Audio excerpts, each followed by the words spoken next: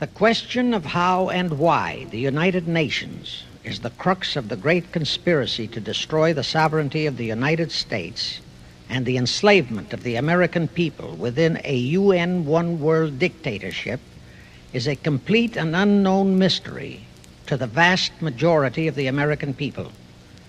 The reason for this unawareness of the frightening danger to our country and to the entire free world is simple. The masterminds behind this great conspiracy have absolute control of all of our mass communications media, especially television, the radio, the press, and Hollywood. We all know that our State Department, the Pentagon, and the White House have brazenly proclaimed that they have the right and the power to manage the news, to tell us not the truth, but what they want us to believe. They have seized that power on orders from their masters of the great conspiracy. And the objective is to brainwash the people into accepting the phony peace bait to transform the United States into an enslaved unit of the United Nations one world government. First of all, bear in mind that the so-called UN police action in Korea, fought by the United States, in which 150,000 of our sons were murdered and maimed, was part of the plot, just as the undeclared by Congress war in Vietnam, in which our sons are dying, is part of the plot, just as the plot against Rhodesia and South Africa, in which our sons will be dying, is part of the UN plot. However, the vitally important thing for all Americans, all you mothers of the boys who died in Korea and are now dying in Vietnam, to know is that our so-called leaders in Washington, whom we elected to safeguard our nation and our Constitution, are the betrayers, and that behind them are a comparatively small group of men whose sole objective is to enslave the whole world of humanity in their satanic plot of one world government. Now, in order to give you a very clear picture of this satanic plot, I will go back to its beginning, clear back in the middle of the 18th century, and name the men who put that plot into action, and then bring you down to the present, today's status of that plot. Now, as a matter of further intelligence, a term used by the FBI, let me clarify the meaning of the expression, "He is a liberal." The enemy, meaning the one world conspirators, have seized upon that word liberal as a cover-up for their activities. It sounds so innocent and so humanitarian to be liberal. We'll make sure that the person who calls himself a liberal or is described as a liberal is not in truth a red. Now then, this satanic plot was launched back in the 1760s when it first came into existence under the name of the Illuminati. This Illuminati was organized by one Adam Weishaupt, born a Jew, who was converted to Catholicism and became a Catholic priest, and then, at the behest of the then newly organized House of Rothschild, defected and organized the Illuminati. Naturally, the Rothschilds financed that operation. And every war since then, beginning with the French Revolution, has been promoted by the Illuminati, operating under various names and guises. I say under various names and guises because after the Illuminati was exposed and became too notorious, Weishaupt and his co-conspirators began to operate under various other names. In the United States, immediately after World War I, they set up what they called the Council on Foreign Relations, commonly referred to as the CFR.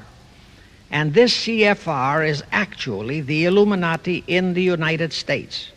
And its hierarchy, the masterminds in control of the CFR, to a very great extent are the descendants of the original Illuminati conspirators. But to conceal that fact, Most of them changed their original family names to American-sounding names. For example, the true name of the Dillons, Clarence and Douglas Dillon, once Secretary of the U.S. Treasury Department, is Lepowski. I'll come back to all this later. There is a similar establishment of the Illuminati in England, operating under the name of the British Institute of International Affairs. There are similar secret Illuminati organizations in France, Germany, and other nations operating under different names. And all these organizations, including the CFR, continuously set up numerous subsidiary or front organizations that are infiltrated into every phase of the various nations' affairs. But at all times, the operations of these organizations were and are masterminded and controlled by the internationalist bankers, who in turn were and are controlled by the Rothschilds.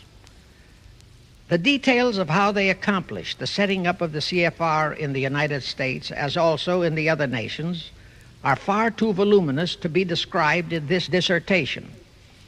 But you can find it complete in News Bulletin number 122, entitled UN is Spawn of the Illuminati, and News Bulletin number 123, entitled CFR Completely Unmasked as Illuminati.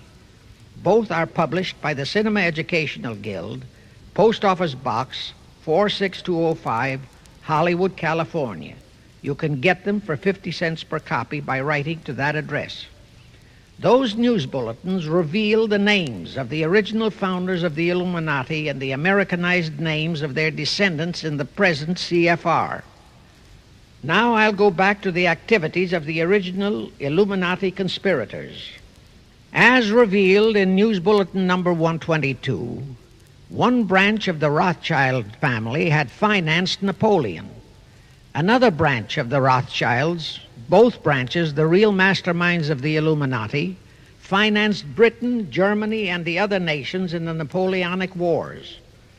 Immediately after the Napoleonic Wars, the Illuminati assumed that all the nations were so destitute and so weary of wars that they'd be glad for any solution. So the Rothschild stooges set up what they called the Congress in Vienna, and at that meeting they tried to create the first League of Nations, their first attempted one world government, on the theory that all the crowned heads of the European governments were so deeply in debt to them that they would willingly or unwillingly serve as their stooges. But the Tsar of Russia caught the stench of the plot and completely torpedoed it. The enraged Nathan Rothschild, then the head of that dynasty, vowed that someday he or his descendants would destroy the Tsar and his entire family. And his descendants did accomplish that very threat in 1917. At this point, bear in mind that the Illuminati was not set up to operate on a short-range basis. Normally, a conspirator of any type enters into a conspiracy with the expectation of achieving his objective during his own lifetime. But that was not the case with the Illuminati. True, they hoped to accomplish their objective during their lifetime. But, paraphrasing The Show Must Go On, the Illuminati operates on the very long-range basis. Whether it will take scores of years or even centuries, they have dedicated their descendants to keep the plot boiling until they hope the conspiracy is achieved. Now let's go back to the birth of the Illuminati. Adam Weishaupt was a Jesuit-trained professor of canon law, teaching in Ingolstadt University when he defected from Christianity to embrace the Luciferian conspiracy.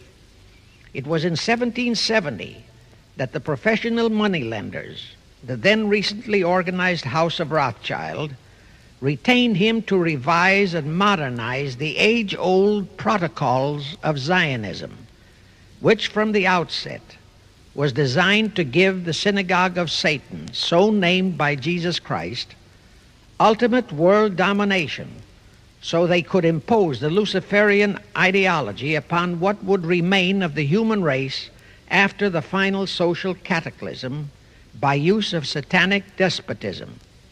Weishaupt completed his task May 1st, 1776. Now you know why May 1 is the great day with all communist nations to this very day.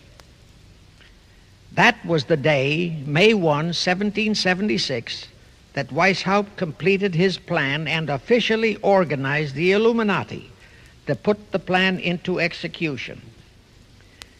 That plan required the destruction of all existing governments and religions.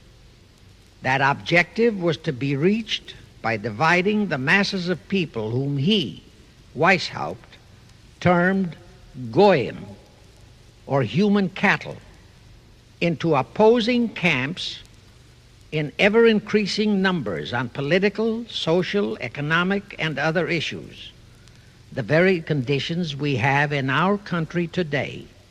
The opposing sides were then to be armed and incidents provided which would cause them to fight and weaken themselves and gradually destroy national governments and religious institutions. Again, I say, the very conditions in the world today. And at this point, let me stress a prime feature of the Illuminati plans.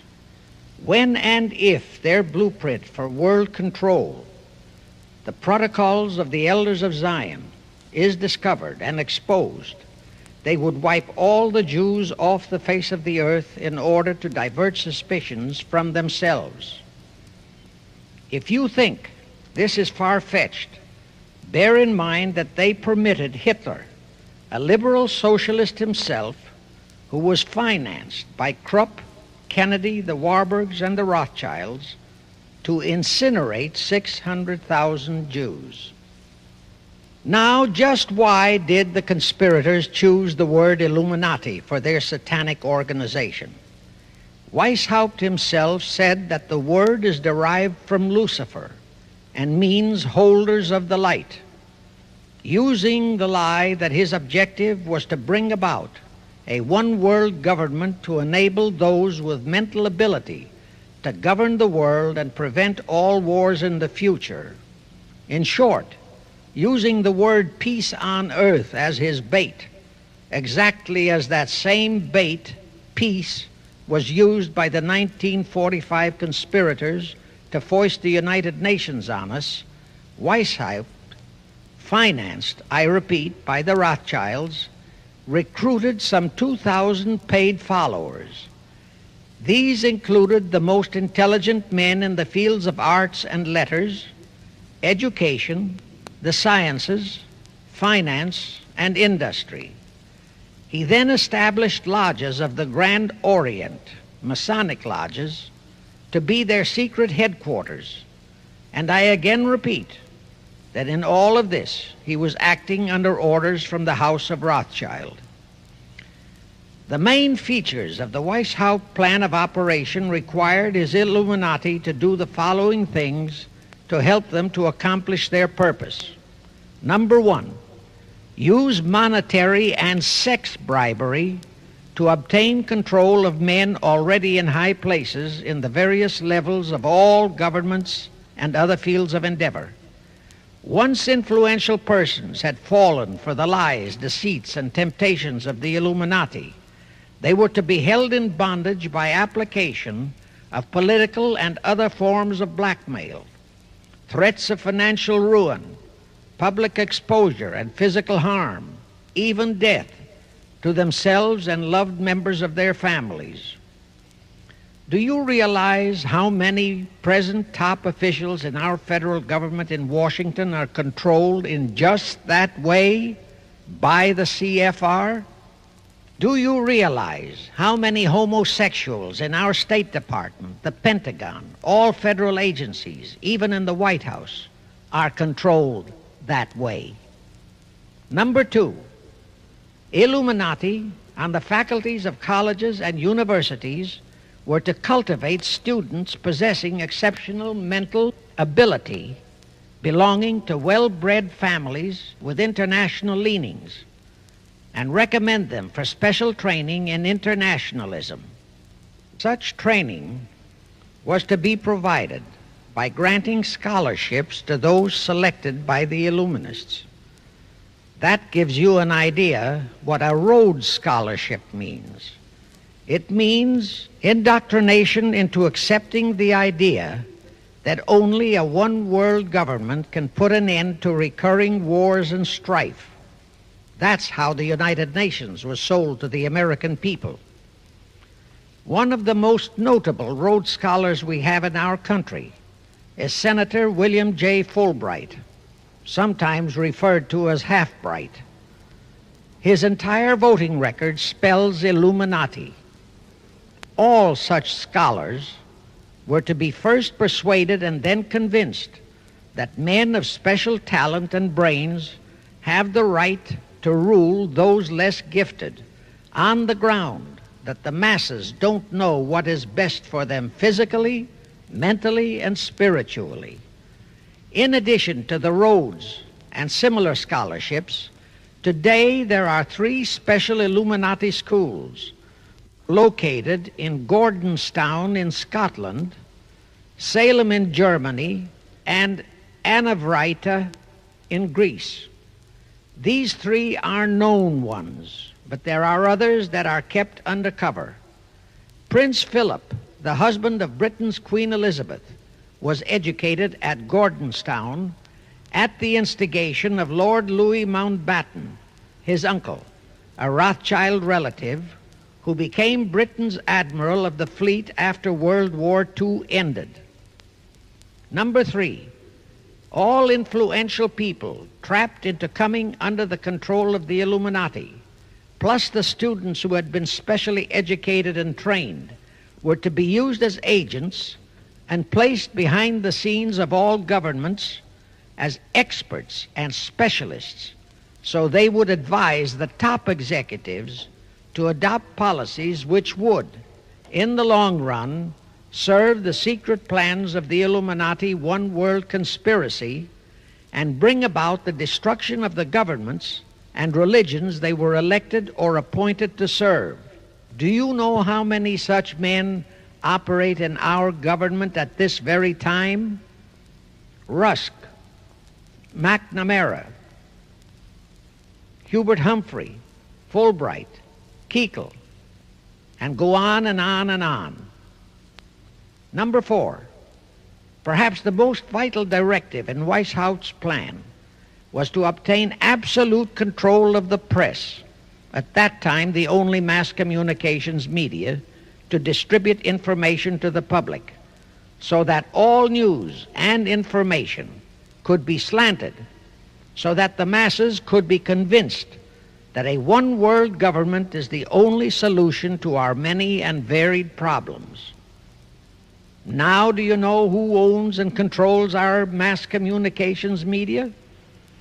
I'll tell you, practically all the movie lots in Hollywood is owned by the Lehmans, Kuhn Loeb and Company, Goldman Sachs, and other internationalist bankers. All the national radio and TV channels in the nation are owned and controlled by those same internationalist bankers.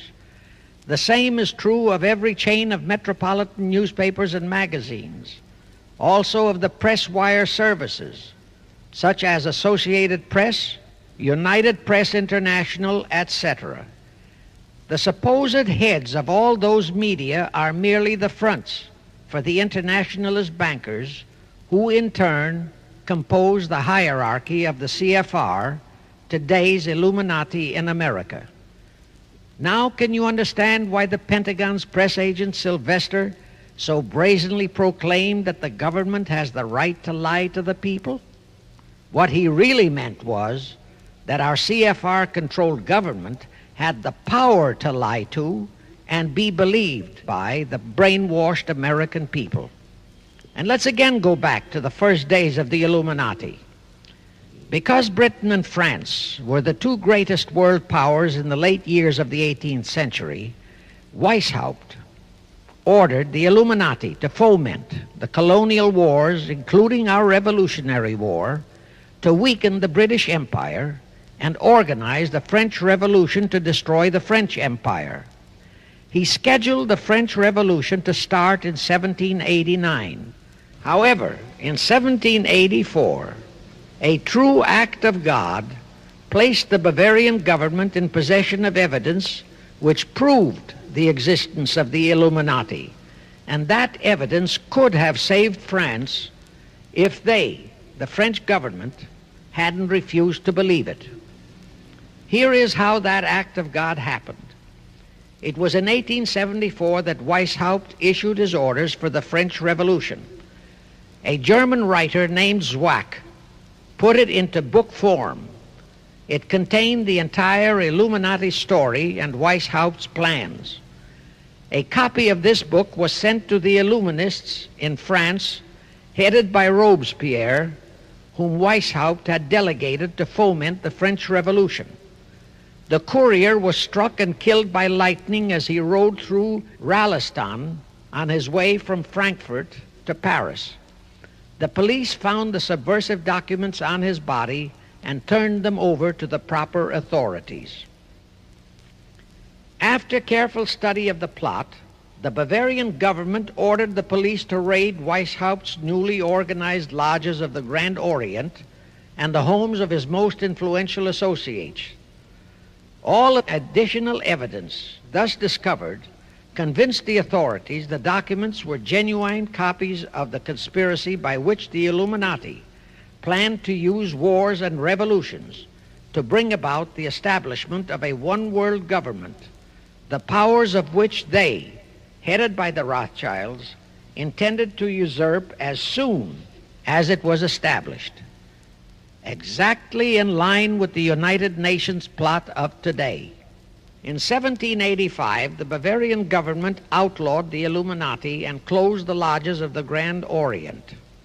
In 1786, they published all the details of the conspiracy.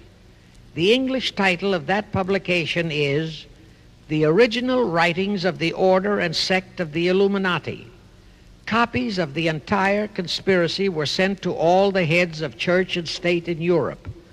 But the power of the Illuminati, which was actually the power of the Rothschilds, was so great that this warning was ignored. Nevertheless, Illuminati became a dirty word, and it went underground. At the same time, Weishaupt ordered Illuminists to infiltrate into the lodges of Blue Masonry and form their own secret societies within all secret societies. Only Masons who proved themselves internationalists and those whose conduct proved they had defected from God were initiated into the Illuminati. Thenceforth, the conspirators donned the cloak of philanthropy and humanitarianism to conceal their revolutionary and subversive activities. In order to infiltrate into Masonic lodges in Britain, Weishaupt invited John Robison over to Europe. Robison was a high-degree Mason in the Scottish Rite. He was a professor of natural philosophy at Edinburgh University and secretary of the Royal Society of Edinburgh. Robison did not fall for the lie that the objective of the Illuminati was to create a benevolent dictatorship, but he kept his reactions to himself so well that he was entrusted with a copy of Weishaupt's revised conspiracy for study and safekeeping. Anyway, because the heads of state and church in France were deluded into ignoring the warnings given them, the revolution broke out in 1789 as scheduled by Weishaupt. In order to alert other governments to their danger, in 1798 Robison published a book entitled Proof of a Conspiracy to Destroy All Governments and Religions. But his warnings were ignored, exactly as our American people have been ignoring all warnings about the United Nations and the Council on Foreign Relations, the CFR.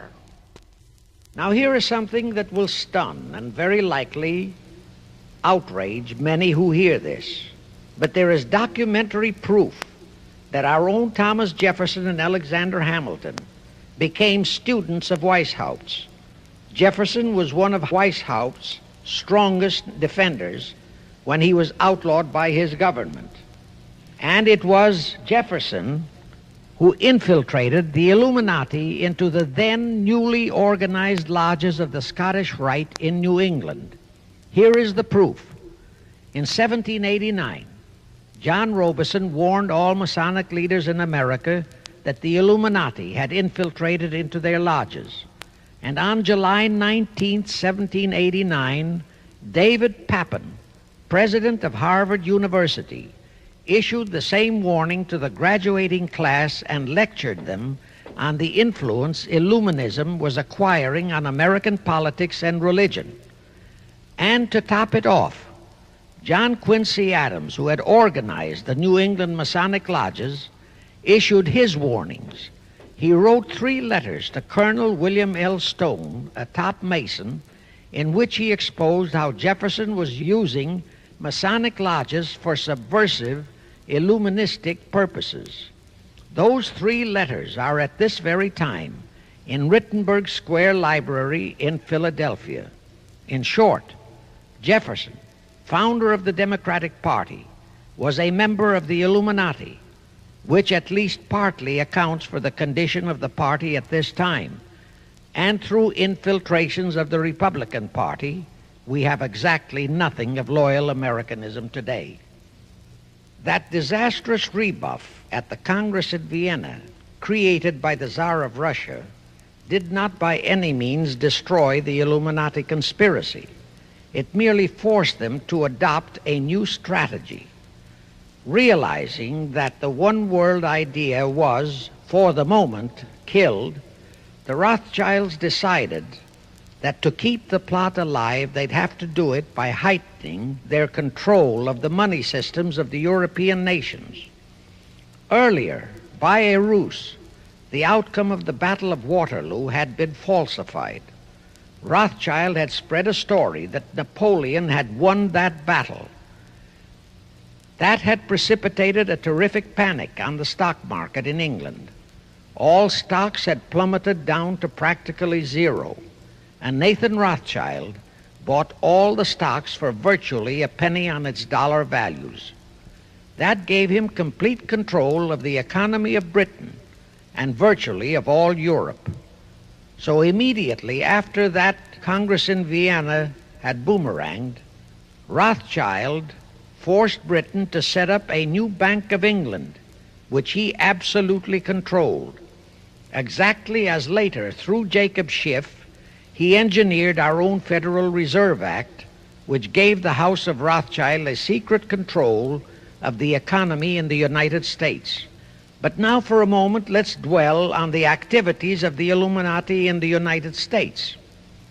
In 1826, one Captain William Morgan decided it was his duty to inform all Masons and the general public what the full truth was regarding the Illuminati, their secret plans and intended objectives, also reveal the identities of the masterminds of the conspiracy.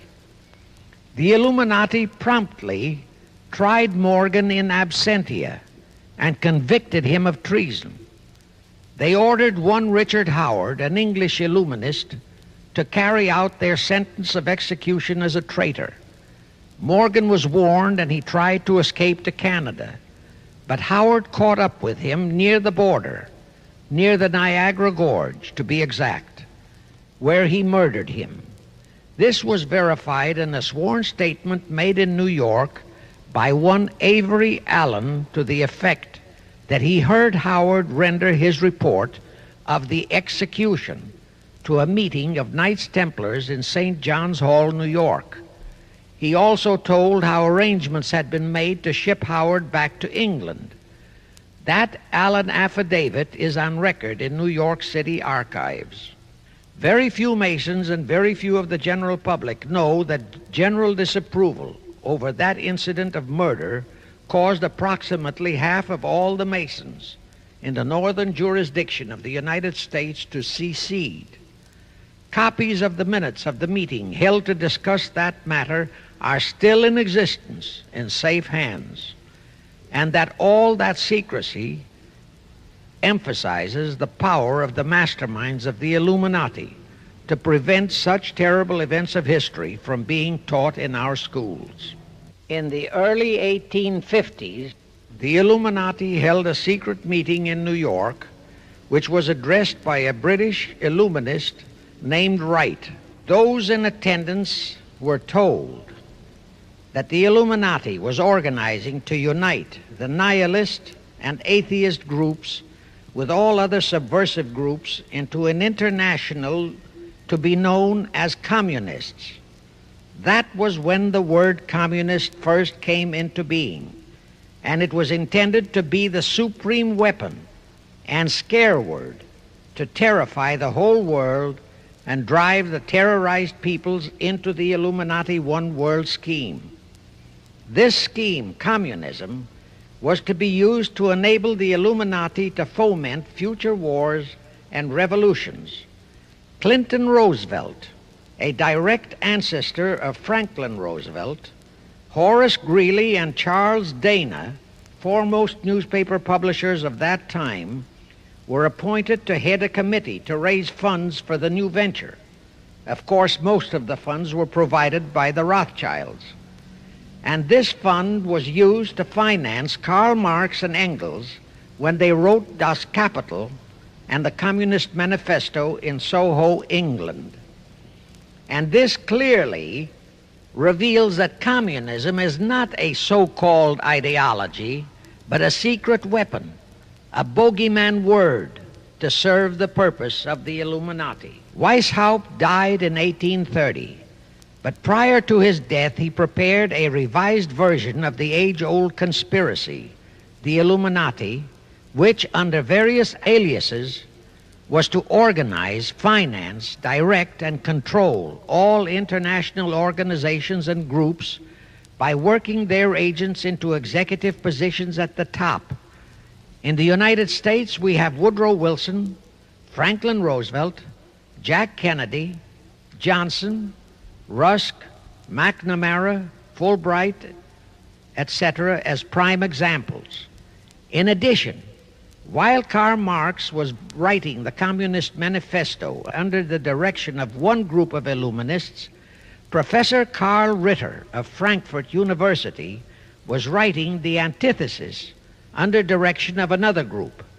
The idea was that those who direct the overall conspiracy could use the differences in those two so-called ideologies to enable them to divide larger and larger members of the human race into opposing camps so that they could be armed and then brainwashed into fighting and destroying each other, and particularly to destroy all political and religious institutions. The work Ritter started was continued after his death and completed by the German so-called philosopher Friedrich Wilhelm Nietzsche, who founded Nietzscheism. This Nietzscheism was later developed into fascism and then into Nazism and was used to foment World Wars I and II. In 1834, the Italian revolutionary leader Giuseppe Mazzini was selected by the Illuminati to direct their revolutionary program throughout the world. He served in that capacity until he died in 1872. But some years before he died, Mazzini had enticed an American general named Albert Pike into the Illuminati. Pike was fascinated by the idea of a one-world government, and ultimately he became the head of this Luciferian conspiracy. Between 1859 and 1871, he, Pike, worked out a military blueprint for 3 world wars and various revolutions throughout the world, which he considered would forward the conspiracy to its final stage in the 20th century. Again, I remind that these conspirators were never concerned with immediate success. They always operated on a long-range view. Pike did most of his work in his home in Little Rock, Arkansas, but a few years later, when the Illuminati's lodges of the Grand Orient became suspect and repudiated because of Mazzini's revolutionary activities in Europe, Pike organized what he called the New and Reformed Palladian Rite. He set up 3 Supreme Councils, one in Charleston, South Carolina, one in Rome, Italy, and the 3rd in Berlin, Germany. He had Mazzini establish 23 subordinate councils in strategic locations throughout the world. These have been the secret headquarters of the world revolutionary movement ever since. Long before Marconi invented radio, the scientists in the Illuminati had found the means for Pike and the heads of his councils to communicate secretly.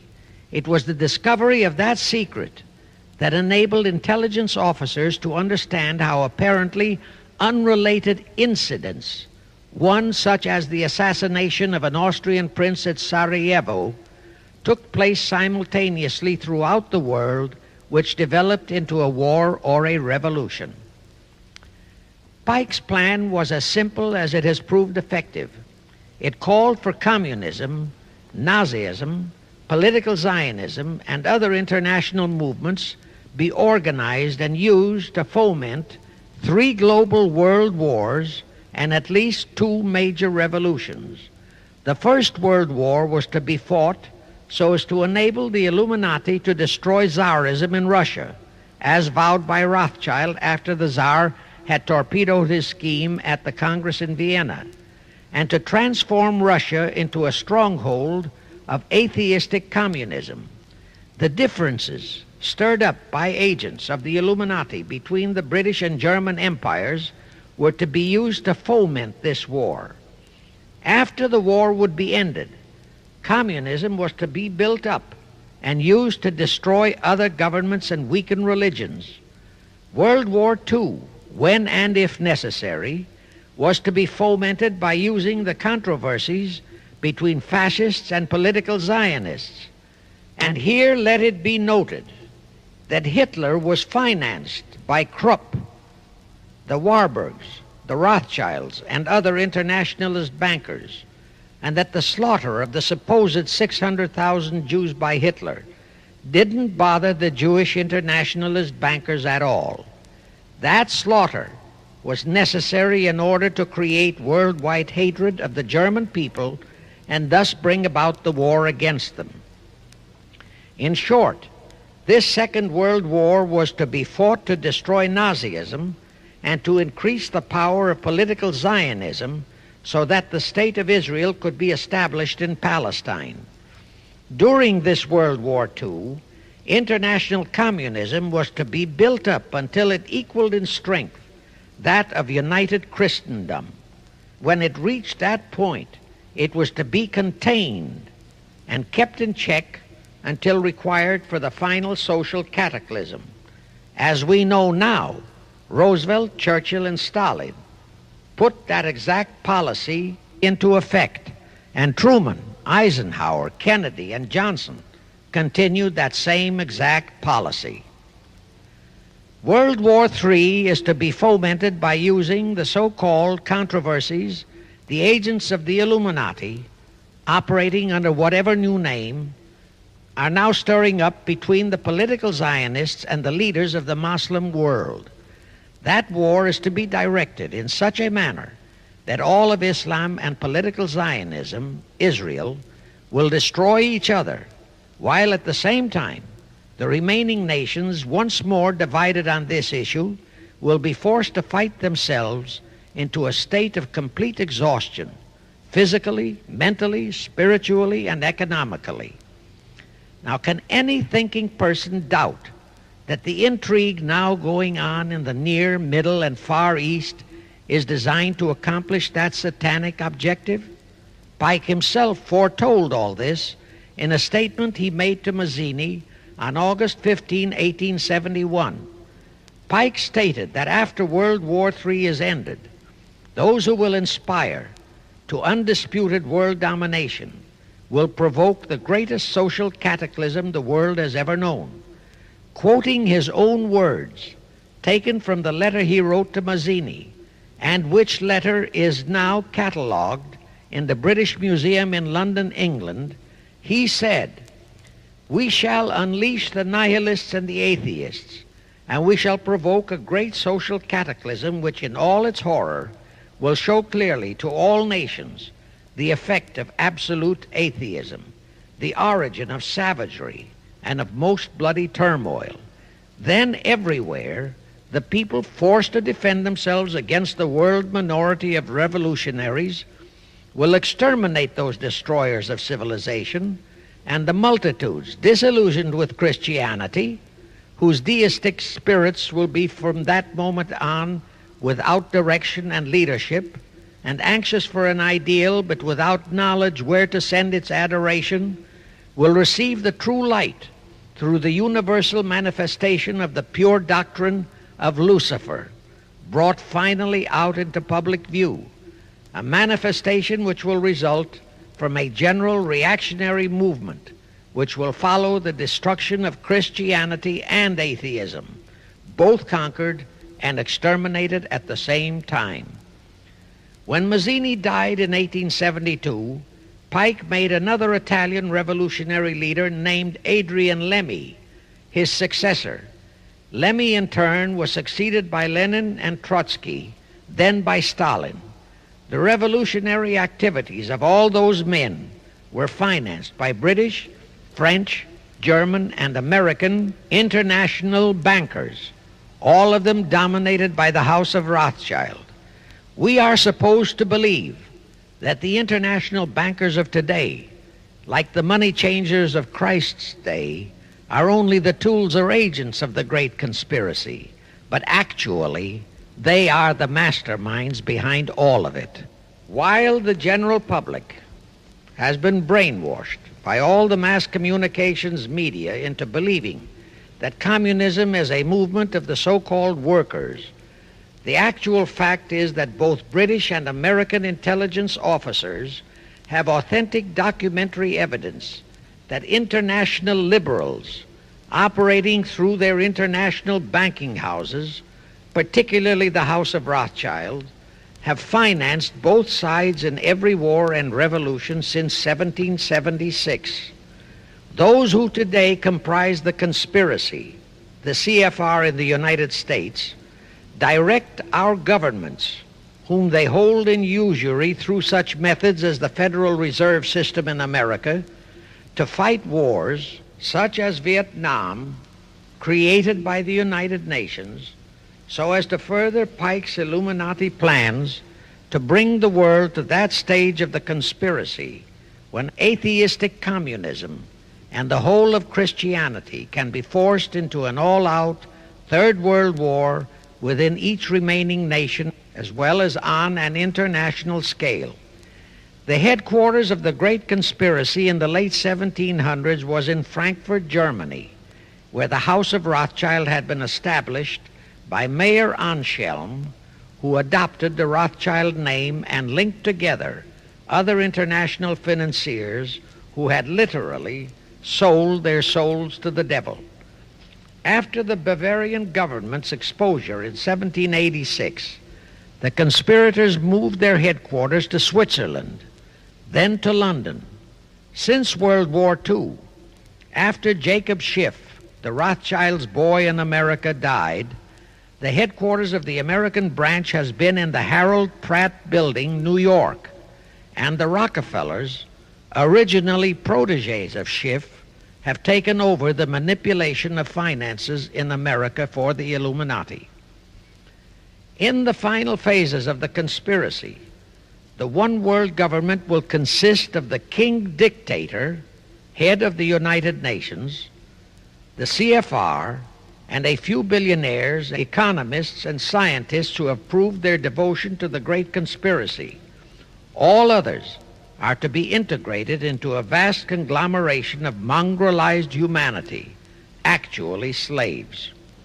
Now let me show you how our federal government and the American people have been sucked into the one world takeover plot of the Illuminati great conspiracy. And always bear in mind that the United Nations was created to become the housing for that one world so-called liberal conspiracy. The real foundations of the plot for the takeover of the United States were laid during the period of our Civil War. Not that Weishaupt and the earlier masterminds had ever overlooked the New World. As I have previously indicated, Weishaupt had his agents planted over here as far back as the Revolutionary War. But George Washington was more than a match for them. It was during the Civil War that the conspirators launched their first concrete efforts. We know that Judah Benjamin, chief advisor of Jefferson Davis, was a Rothschild agent. We also know that there were Rothschild agents planted in Abraham Lincoln's cabinet who tried to sell him into a financial dealing with the House of Rothschild. But old Abe saw through the scheme and bluntly rejected it, thereby incurring the undying enmity of the Rothschilds, exactly as the Russian Tsar did when he torpedoed their first League of Nations at the Congress in Vienna. Investigation of the assassination of Lincoln revealed that the assassin, Booth, was a member of a secret conspiratorial group. Because there were a number of highly important government officials involved, the name of the group was never revealed, and it became a mystery, exactly as the assassination of Jack Kennedy still is a mystery. But I am sure it will not for long remain a mystery. Anyway, the ending of the Civil War destroyed, temporarily, all chances of the House of Rothschild to get a clutch on our money system, such as they had acquired in Britain and other nations in Europe. I say temporarily because the Rothschilds and the masterminds of the conspiracy never quit. So they had to start from scratch, but they lost no time in getting started. Shortly after the Civil War, a young immigrant who called himself Jacob H. Schiff arrived in New York. Jacob was a young man with a mission for the House of Rothschild. Jacob was the son of a rabbi, born in one of Rothschild's houses in Frankfurt, Germany. I won't go deeply into his background. The important point is that Rothschild recognized in him not only a potential money wizard, but more important, he also saw the latent Machiavellian qualities in Jacob that could, as it did, make him an invaluable functionary in the great one-world conspiracy. After a comparatively brief training period in the Rothschilds' London bank, Jacob left for America with instructions to buy into a banking house, which was to be the springboard to acquire control of the money system of the United States. Actually, Jacob came here to carry out 4 specific assignments. Number 1, and most important, was to acquire control of America's money system. Number 2, find desirable men who, for a price, would be willing to serve as stooges for the great conspiracy and promote them into high places in our federal government, our Congress, in the U.S. Supreme Court, and all federal agencies. Number 3, create minority group strife throughout the nations, particularly between whites and blacks. Number 4, create a movement to destroy religion in the United States, but Christianity to be the chief target. Earlier, I stated that Jacob Schiff came to America with orders by Rothschild to carry out 4 specific directives. The first and most important one was to get control of the United States money system. Let's trace Schiff's step to accomplish that directive. As a first step, he had to buy into a banking house, but it had to be the kind of a house that he could absolutely control and mold for that primary objective of entrapping our U.S. money system. After carefully scouting around, Jacob bought a partnership in a firm that called itself Kuhn and Loeb. Like Schiff, Kuhn and Loeb were immigrants from German Jewish ghettos. They came to the United States in the mid-1840s. Both started their business careers as itinerant pack peddlers. In the early 1850s, they pooled their interests and set up a merchandising store in Lafayette, Indiana, under the firm name of Kuhn and Loeb, servicing the covered wagon settlers on their way west. In the years that followed, they set up similar stores in Cincinnati and St. Louis. Then they added pawnbroking to their merchandising pursuits. From that to money lending was a short and quick step. By the time Schiff arrived on the scene, Kuhn and Loeb was a well-known private banking firm, and this is the firm Jacob bought into. Shortly after he became a partner in Kuhn and Loeb, Schiff married Loeb's daughter, Teresa. Then he bought out Kuhn's interests and moved the firm to New York, and Kuhn and Loeb became Kuhn, Loeb and Company, international bankers, with Jacob Schiff, agent of the Rothschilds, ostensibly the sole owner. And throughout his career, this blend of Judas and Machiavelli, the first hierarch of the Illuminati, great conspiracy in America, posed as a generous philanthropist and a man of great holiness, the cover-up policy set forth by the Illuminati. As I have stated, the first great step of the conspiracy was to be the entrapment of our money system. To achieve that objective, Schiff had to get full cooperation of the then big banker elements in America, and that was easier said than done. Even in those years, Wall Street was the heart of the American money mart, and J.P. Morgan was its dictator. Next in line were the Drexels and the Biddles in Philadelphia. All the other financiers, big and little, danced to the music of those three houses, but particularly to that of Morgan. All of those three were proud, haughty, arrogant potentates. For the first few years, they viewed the little bewhiskered man from the German ghettos with utter contempt. But Jacob knew how to overcome that. He threw a few Rothschild bones to them, said bones being distribution in America of desirable European stock and bond issues. Then he discovered he had a still more potent weapon in his hands in the following. It was in the decades following our Civil War that our industries began to burgeon. We had great railroads to build. The oil, mining, steel, textile industries were bursting out of their swaddling clothes. All that called for vast financing. Much of that financing had to come from abroad. That meant the House of Rothschild, and that was when Schiff came into his own. He played a very crafty game. He became the patron saint of John D. Rockefeller, Edward R. Harriman, and Andrew Carnegie.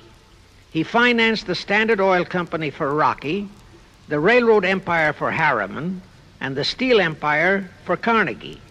But instead of hogging all the other industries for Kuhn, Loeb and Company, he opened the doors of the House of Rothschild to Morgan, Biddle, and Drexel.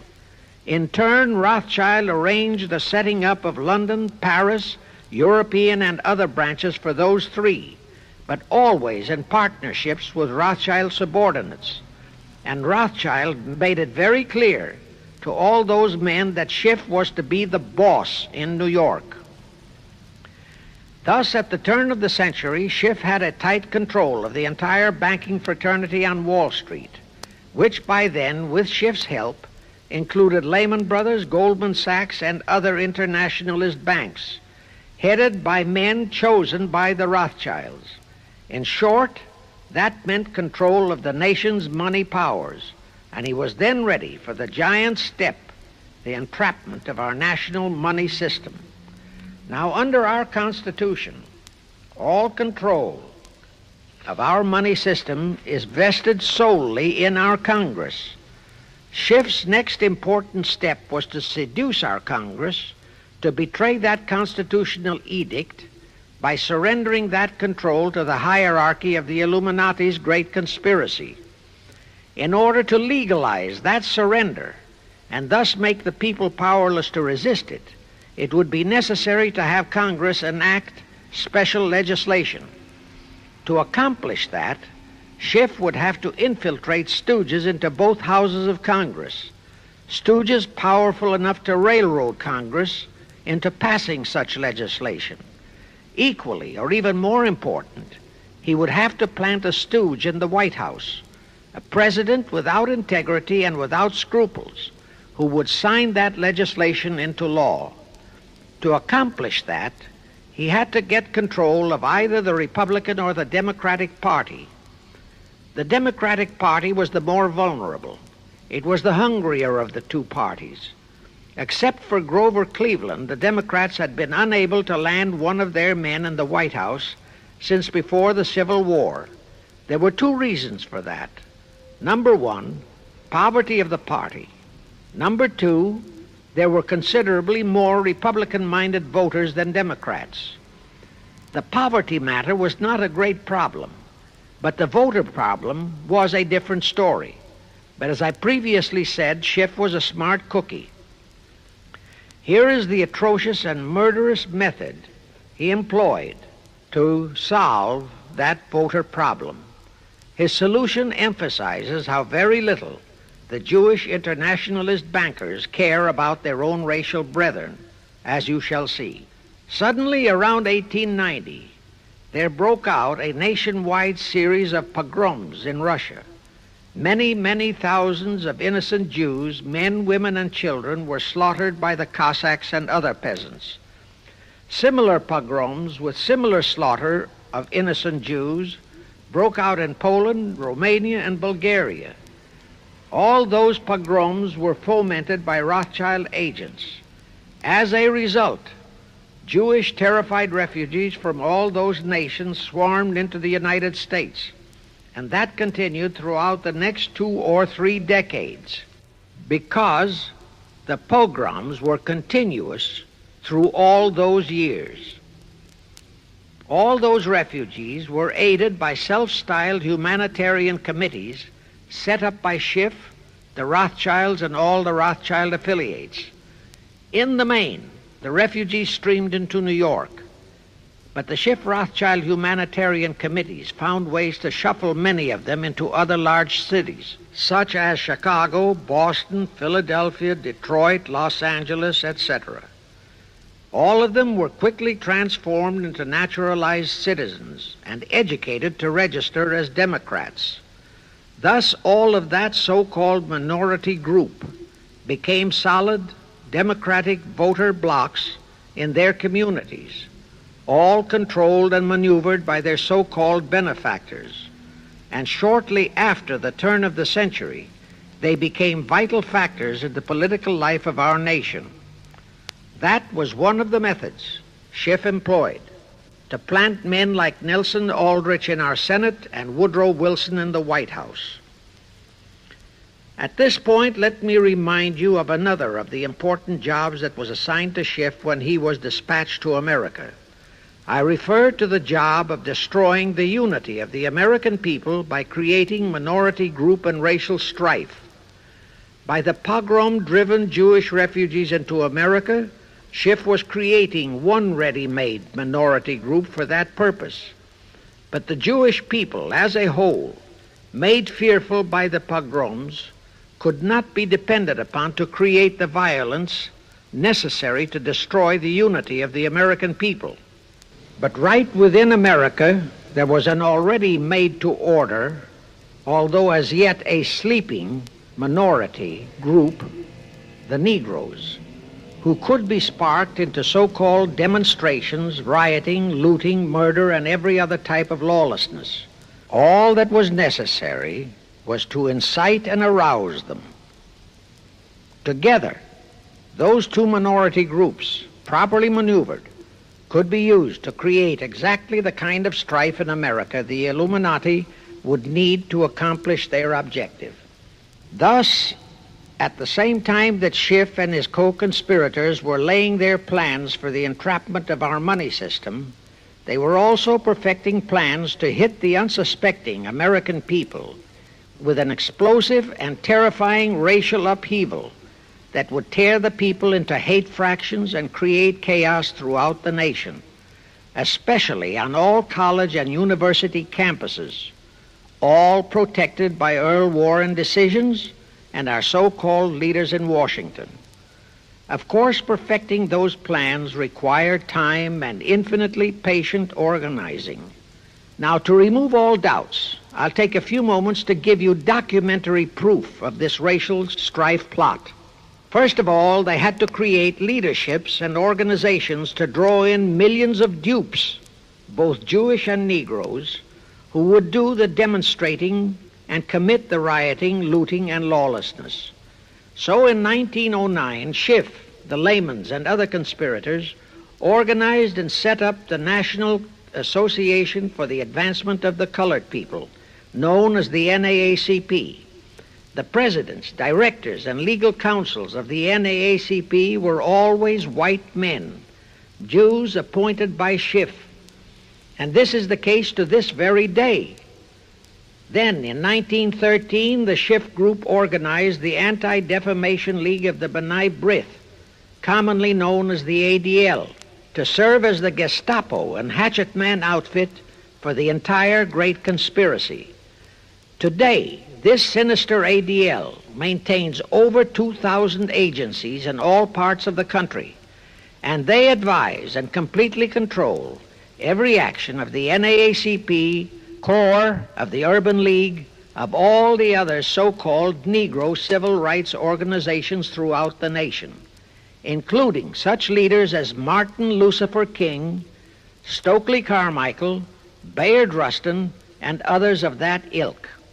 In addition, the ADL acquired absolute control of the advertising budgets of many department stores, hotel chains, and TV and radio industrialist sponsors, also advertising agencies, in order to control practically all the mass communications media and force every loyal newspaper to slant and falsify the news, and to further incite and at the same time create sympathy for the lawlessness and violence of the Negro mobs. Here is documentary proof of the beginning of their deliberate plot to foment the Negroes into all their lawlessness. Around 1910, one Israel Zangwill wrote a play entitled The Melting Pot. It was sheer propaganda to incite the Negroes and Jews, because the play purportedly visualized how the American people were discriminating against and persecuting Jews and Negroes. At that time, nobody seemed to realize that it was a propaganda play. It was that cleverly written. The propaganda was well wrapped up in the truly great entertainment in the play, and it was a big Broadway hit. Now, in those years, the legendary Diamond Jim Brady used to throw a banquet at the famous Delmonico restaurant in New York after the opening performance of a popular play. He threw such a party for the cast of The Melting Pot, its author, producer, and chosen Broadway celebrities. By then, I'd already made a personal mark on the Broadway theater and was invited to that party.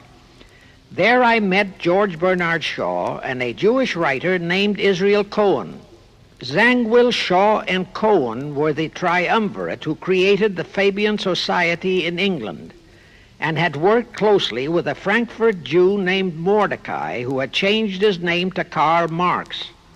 But remember, at that time, both Marxism and communism were just emerging, and nobody paid much attention to either, and nobody suspected the propaganda in the writings of those three really brilliant writers. At that banquet, Israel Cohen told me he was then engaged in writing a book which was to be a follow-up on Zangwill's The Melting Pot. The title of his book was to be A Racial Program for the 20th Century. At that time, I was completely absorbed by my work as a playwright, and significant as that title was, its real objective never dawned on me, nor was I interested in reading the book. But it suddenly hit me with the force of a hydrogen bomb when I received a newspaper clipping of an item published by the Washington, D.C. Evening Star in May 1957.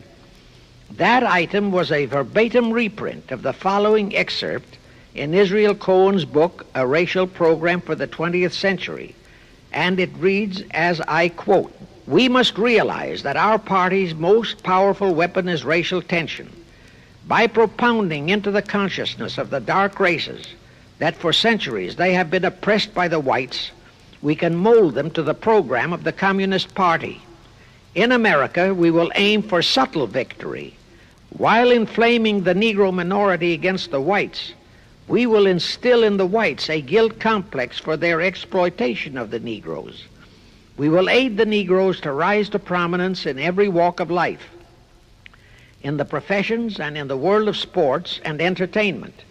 With this prestige, the Negro will be able to intermarry with the whites and begin a process which will deliver America to our cause." That same excerpt was entered into the congressional record of June 7, 1957 by Representative Thomas G. Abernathy. Thus the authenticity of that passage in Cohen's book was fully established. But the one question that remained in my mind was whether it represented the official policy or plot of the Communist Party or just a personal expression of Cohen himself. Hence I sought more proof, and I found it. In an official pamphlet published in 1935 by the New York Communist Party's official Workers' Library Publishers. That pamphlet was entitled, "The Negroes in a Soviet America." It urged the Negroes to rise up, form a Soviet state in the South, and apply for admission to the Soviet Union. It contained a firm pledge that the revolt would be supported by all American Reds and all so-called liberals. On page 38, it promised that a Soviet government would confer greater benefits to Negroes than to whites. And again, this official communist pamphlet pledged that, I quote, "Any act of discrimination or prejudice against a Negro will become a crime under the revolutionary law," unquote. That statement proved that the excerpt in Israel Cohen's book, published in 1913, was an official edict of the Communist Party and directly in line with the Illuminati blueprint for world revolution issued by Weishaupt and later by Albert Pike.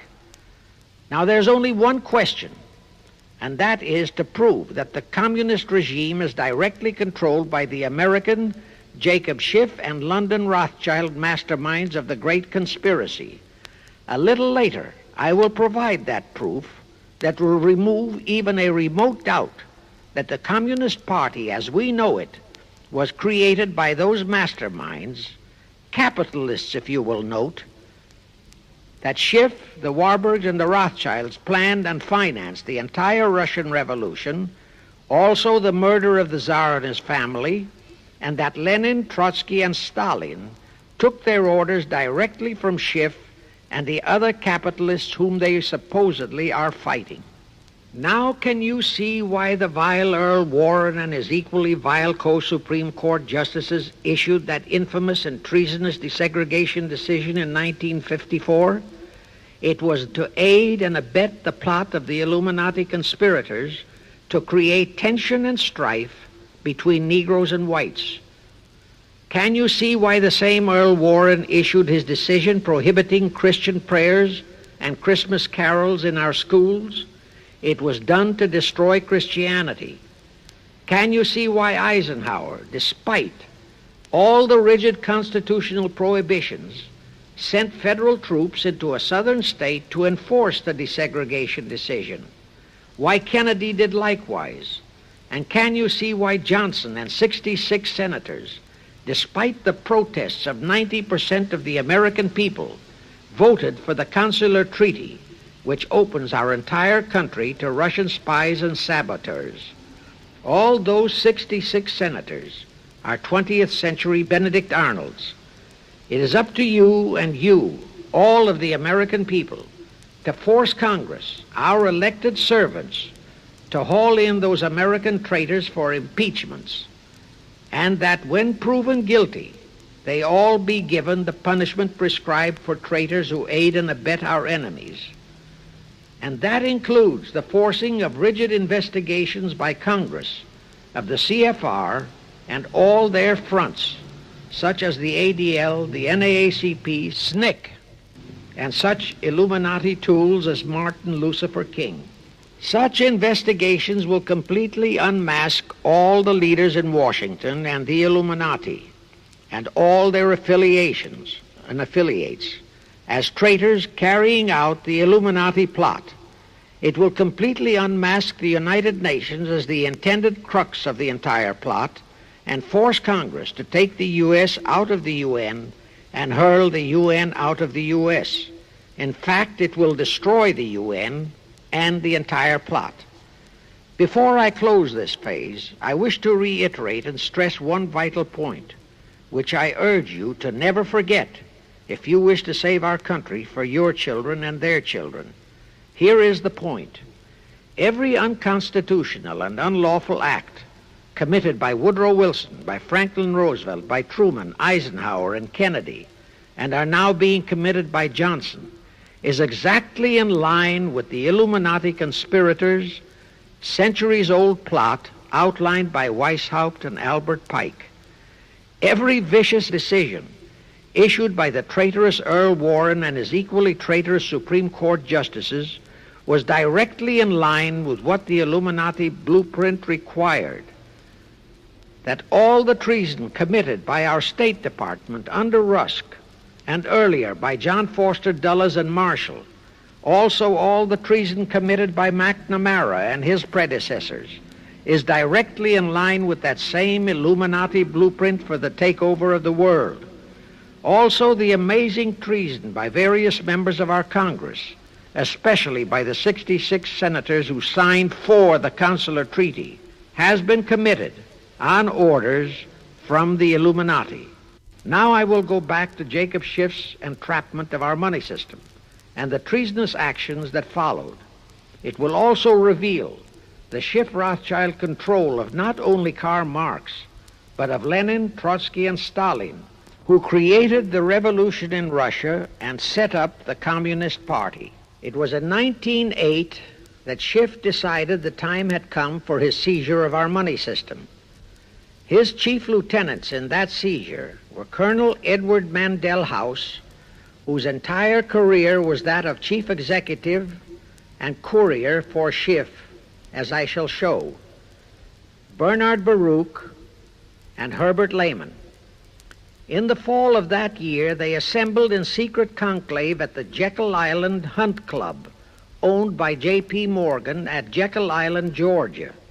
Among those present were J.P. Morgan, John D. Rockefeller, Colonel House, Senator Nelson Aldrich, Schiff, Stillman and Vanderlip of the New York National City Bank, W. and J. Seligman, Eugene Meyer, Bernard Baruch, Herbert Lehman, Paul Warburg, in short, all of the international bankers in America, all of them members of the hierarchy of the Illuminati's great conspiracy.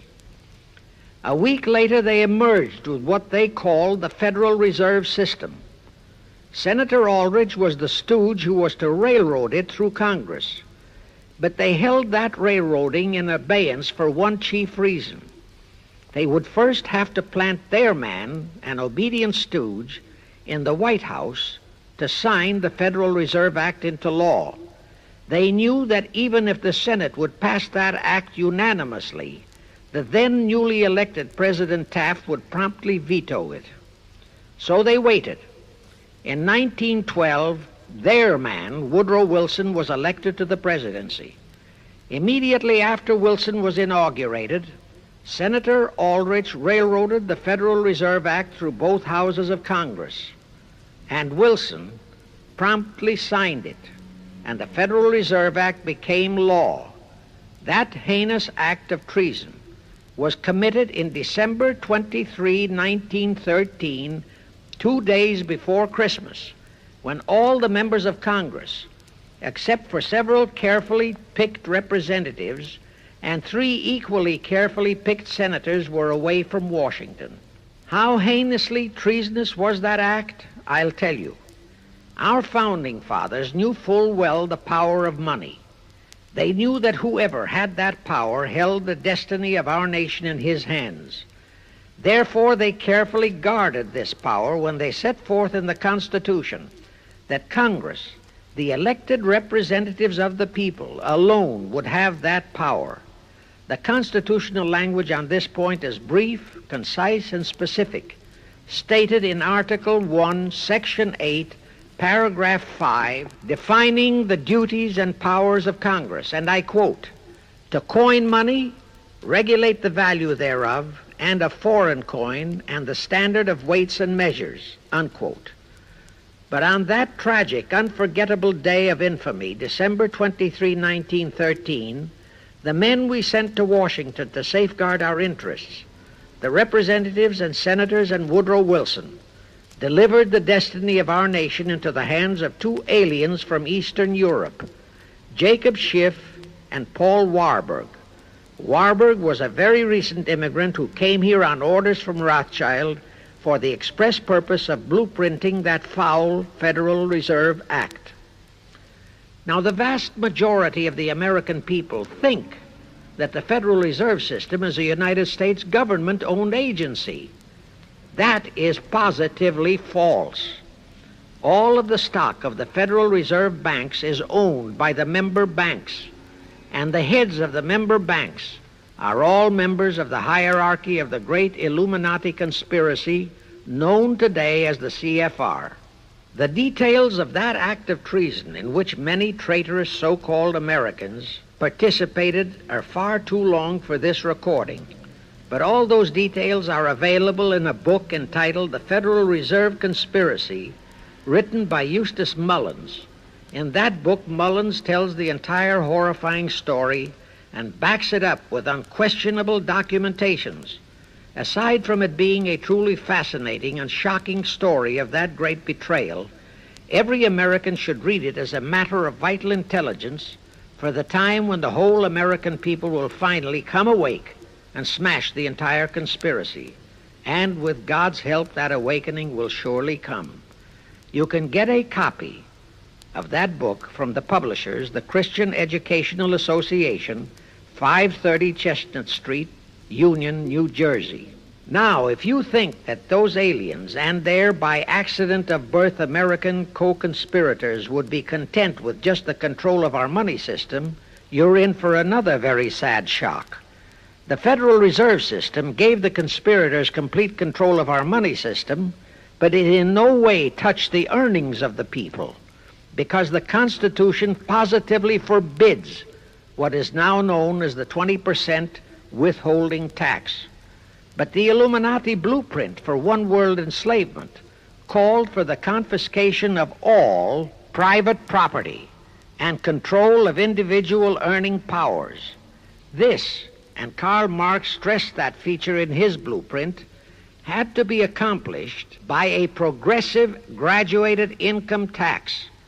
As I stated, such a tax could not lawfully be imposed upon the American people. It is succinctly and expressly forbidden by our Constitution. Thus, only an amendment to the Constitution could give the federal government such confiscatory powers. Well, that too was not an insurmountable problem for our Machiavellian plotters. The same elected leaders in both houses of Congress and the same Mr. Woodrow Wilson, who signed the infamous Federal Reserve Act into law, amended the Constitution to make the federal income tax, known as the 16th Amendment, a law of the land. Both are illegal under our Constitution. In short, the same traitors signed both betrayals, the Federal Reserve Act and the 16th Amendment, into law. However, it seems that nobody ever realized that the 16th Amendment was set up to rob, and I do mean rob, the people of their earnings via the income tax provision. The plotters didn't fully use that provision until World War II, when that great humanitarian, Franklin Roosevelt, applied a 20% withholding tax on all small wage earners and up to 90% on higher incomes. Oh, of course, he faithfully promised that it would be only for the duration of the war. But what was a promise to such a charlatan who in 1940, when he was running for his third term, kept proclaiming, I say again and again and again that I will never send American boys to fight on foreign soil. Remember? He was proclaiming that even as he was already preparing to plunge us into World War II by enticing the Japanese into that sneak attack on Pearl Harbor to furnish him with his excuse. And before I forget, let me remind you that another charlatan named Woodrow Wilson used exactly that same campaign slogan in 1916. His slogan was, "Re-elect the man who will keep your sons out of the war." Exactly the same formula, exactly the same promises. But wait, as Al Jolson used to say, you ain't heard nothing yet. That 16th Amendment income tax trap was intended to confiscate, rob, the earnings only of the common herd, you and me. It was not intended to even touch the huge incomes of the Illuminati gang, the Rockefellers, the Carnegies, the Lehmans, and all the other conspirators. So together with that 16th Amendment, they created what they called the tax-free foundations. That would enable the conspirators to transform their huge wealth into such so-called foundations and avoid payment of virtually all income taxes. The excuse for it was that the earnings of those tax-free foundations would be devoted to humanitarian philanthropy. So we now have the several Rockefeller foundations, the Carnegie Endowment Fund, the Ford Foundation, the Mellon Foundation, and hundreds of similar tax-free foundations. And what kind of philanthropy do these foundations support? Well, they finance all the civil rights groups that are creating all the chaos and rioting all over the country. They finance the Martin Lucifer Kings. The Ford Foundation finances the Center for the Study of Democratic Institutions in Santa Barbara, commonly referred to as Moscow West, and which is headed by Wonderboy Hutchins, Walter Reuther, Irwin Canham, and others of that ilk. In short, the tax-free foundation financed those who are doing the job for the Illuminati great conspiracy. And what are the hundreds of billions of dollars they confiscate every year from the earnings of the common herd, you and me, used for? Well, for one thing, there's the foreign aid gimmick, which gave billions to communist Tito, plus gifts of hundreds of jet planes, many of which were turned over to Castro, plus the costs of training communist pilots so that they can the better shoot down our planes, billions to Red Poland, billions to India, billions to Sukarno, billions to other enemies of the United States. That's what that treasonously railroaded 16th Amendment has done to our nation, to the American people, to you and to me, to your children and their children. Our CFR Illuminati-controlled federal government can grant tax-free status to all foundations and pro-red one-world outfits, such as the Fund for the Republic. But if you, or a patriotic pro-organization, is too outspokenly pro-American, they can terrify and intimidate you by finding a misplaced comma in your income tax report and by threatening you with penalties, fines, and even prison. Future historians will wonder how the American people could have been so naive and stupid as to have permitted such audaciously brazen acts of treason as the Federal Reserve Act and the 16th Amendment. Well, they were not naive and they were not stupid. The answer is they trusted the men they elected to safeguard our country and our people, and they just didn't have even an inkling about either betrayal until after each one had been accomplished. It was the Illuminati-controlled mass communications media that kept and is keeping our people naive and stupid and unaware of the treason being committed. Now the great question is, when will the people wake up and do to our traitors of today what George Washington and our founding fathers would have done to Benedict Arnold? Actually, Benedict Arnold was a petty traitor compared to our present traitors in Washington. Now let's go back to the events that followed the rape of our Constitution by the passage of the Federal Reserve Act of the 16th Amendment. With Wilson completely under their control, the masterminds of the great conspiracy put in motion their next and what they hoped would be their final steps to achieve their one-world government. The first of those steps was to be World War I. Why war? Simple. The only excuse for a one-world government is that it will supposedly ensure peace. The only thing that can make people cry for peace is war. War brings chaos, destruction, exhaustion, to winner as well as to loser. It brings economic ruin to both. Most important, it destroys the flower of the young manhood of both. To the saddened and heartbroken oldsters, the mothers and fathers, who are left with nothing but memories of their beloved sons, peace becomes worth any price. And that is the emotion upon which the conspirators depend for the success of their satanic plot. Throughout the 19th century, from 1814 to 1914, the world as a whole was at peace. Such wars as the Franco-Prussian, our own Civil War, the Russo-Japanese War, were what might be termed local disturbances that did not affect the rest of the world.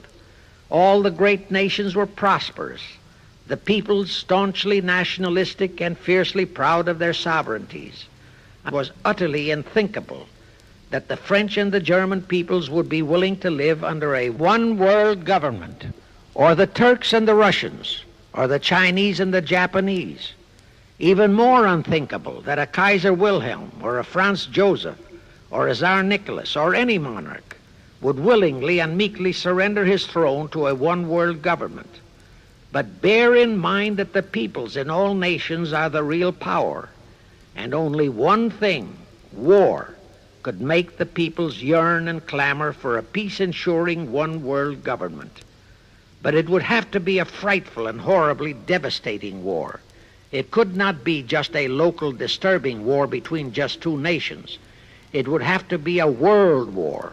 No major nation must be left untouched by the horrors and devastation of such a war. The cry for peace must be made universal. Actually, that was the format set by the Illuminati and Nathan Rothschild at the turn of the 19th century. They first maneuvered all of Europe into the Napoleonic Wars. Then the Congress in Vienna, which they, and particularly Rothschild, planned to transform into a League of Nations, which was to have been the housing for their one-world government, exactly as the present United Nations was set up to be the housing for the forthcoming, God forbid, one-world government. Anyway, that was the format the House of Rothschild and Jacob Schiff decided to employ to achieve their objective in 1914. Of course, they knew that that same format had failed in 1814, but they theorized that was only because the Tsar of Russia had torpedoed that scheme. Well, the present 1914 conspirators would eliminate that 1814 fly in the ointment. They'd make sure that after the New World War, they were conspiring, there'd be no Tsar of Russia around to throw monkey wrenches into the machinery. I won't go into how they accomplished this first step to launch a world war. History records that World War I was precipitated by a trivial incident, the kind of incident both Weishaupt and Albert Pike had incorporated in their blueprints. That incident was the assassination of an Austrian archduke, arranged by the Illuminati masterminds. The war followed. It involved Germany, Austria-Hungary, and their allies, so-called the Axis powers, against France, Britain, and Russia, called the Allies. Only the United States was not involved during the first 2 years. By 1917, the conspirators had achieved their primary objective. All of Europe was in a state of destitution. All the peoples were war-weary and crying for peace. And the outcome, too, was all set. It was to come as soon as the United States would be hurled in on the side of the Allies. And that was all set to happen immediately after Wilson's re-election. After that, there could be only one outcome: complete victory for the Allies. To fully confirm my statement that long before 1917, the conspiracy headed in America by Jacob Schiff had it all set to hurl the United States into that war, I will cite the proof. When Wilson was campaigning for re-election in 1916, his chief appeal was, "Re-elect the man who will keep your sons out of the war." But during that same campaign, the Republican Party publicly charged that Wilson had long committed himself to throw us into the war. They charged that if he would be defeated, he would accomplish that act during his few remaining months in office. But if re-elected, he would hold off until after re-election. But at that time, the American people looked upon Wilson as a God-man. Well, Wilson was re-elected, and as per the schedule of the conspirators, he hurled us into the war in 1917. He used the sinking of the Lusitania as an excuse, a sinking which also was prearranged. Roosevelt, also a God-man in the eyes of the American people, followed the same technique in 1941 when he used the prearranged Pearl Harbor attack as his excuse for hurling us into World War II. Now, exactly as the conspirators planned, victory for the Allies would eliminate all the monarchs of the defeated nations and leave all their peoples leaderless, confused, bewildered, and perfectly conditioned for the one world government the great conspiracy intended would follow. But there still would be an obstacle, the same obstacle that had balked the Illuminati and Rothschild at that Congress in Vienna peace gathering after the Napoleonic Wars.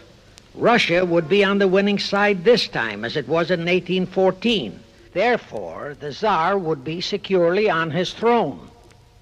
Here it is pertinent to note that Russia, under the Tsarist regime, had been the one country in which the Illuminati had never made any headway, nor had the Rothschilds ever been able to infiltrate their banking interests. Thus, a winning Tsar would be more difficult than ever to cope with. Even if he could be enticed into a so-called League of Nations, it was a foregone conclusion that he would never, but never go for a one-world government. So even before the outbreak of World War I, the conspirators had a plan in the making to carry out Nathan Rothschild's vow of 1814 to destroy the Tsar and also murder all possible royal heirs to the throne. And it would have to be done before the close of the war, and the Russian Bolsheviki were to be their instruments in this particular plot. From the turn of the century, the chiefs of the Bolsheviki were Nikolai Lenin, Leon Trotsky, and later Joseph Stalin. Of course, those were not their true family names.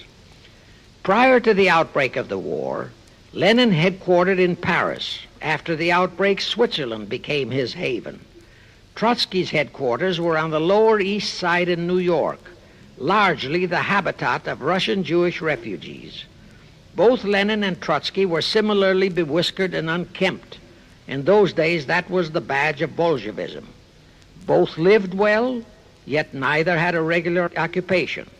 Neither had any visible means of support, yet both always had plenty of money. All those mysteries were solved in 1917. Right from the outset of the war, strange and mysterious goings-on were taking place in New York. Night after night, Trotsky darted furtively in and out of Jacob Schiff's palatial mansion. And in the dead of those same nights, there were gatherings of hoodlums of New York's Lower East Side, all of them Russian refugees, at Trotsky's headquarters, and all were going through some mysterious sort of training process. But it was all shrouded in mystery.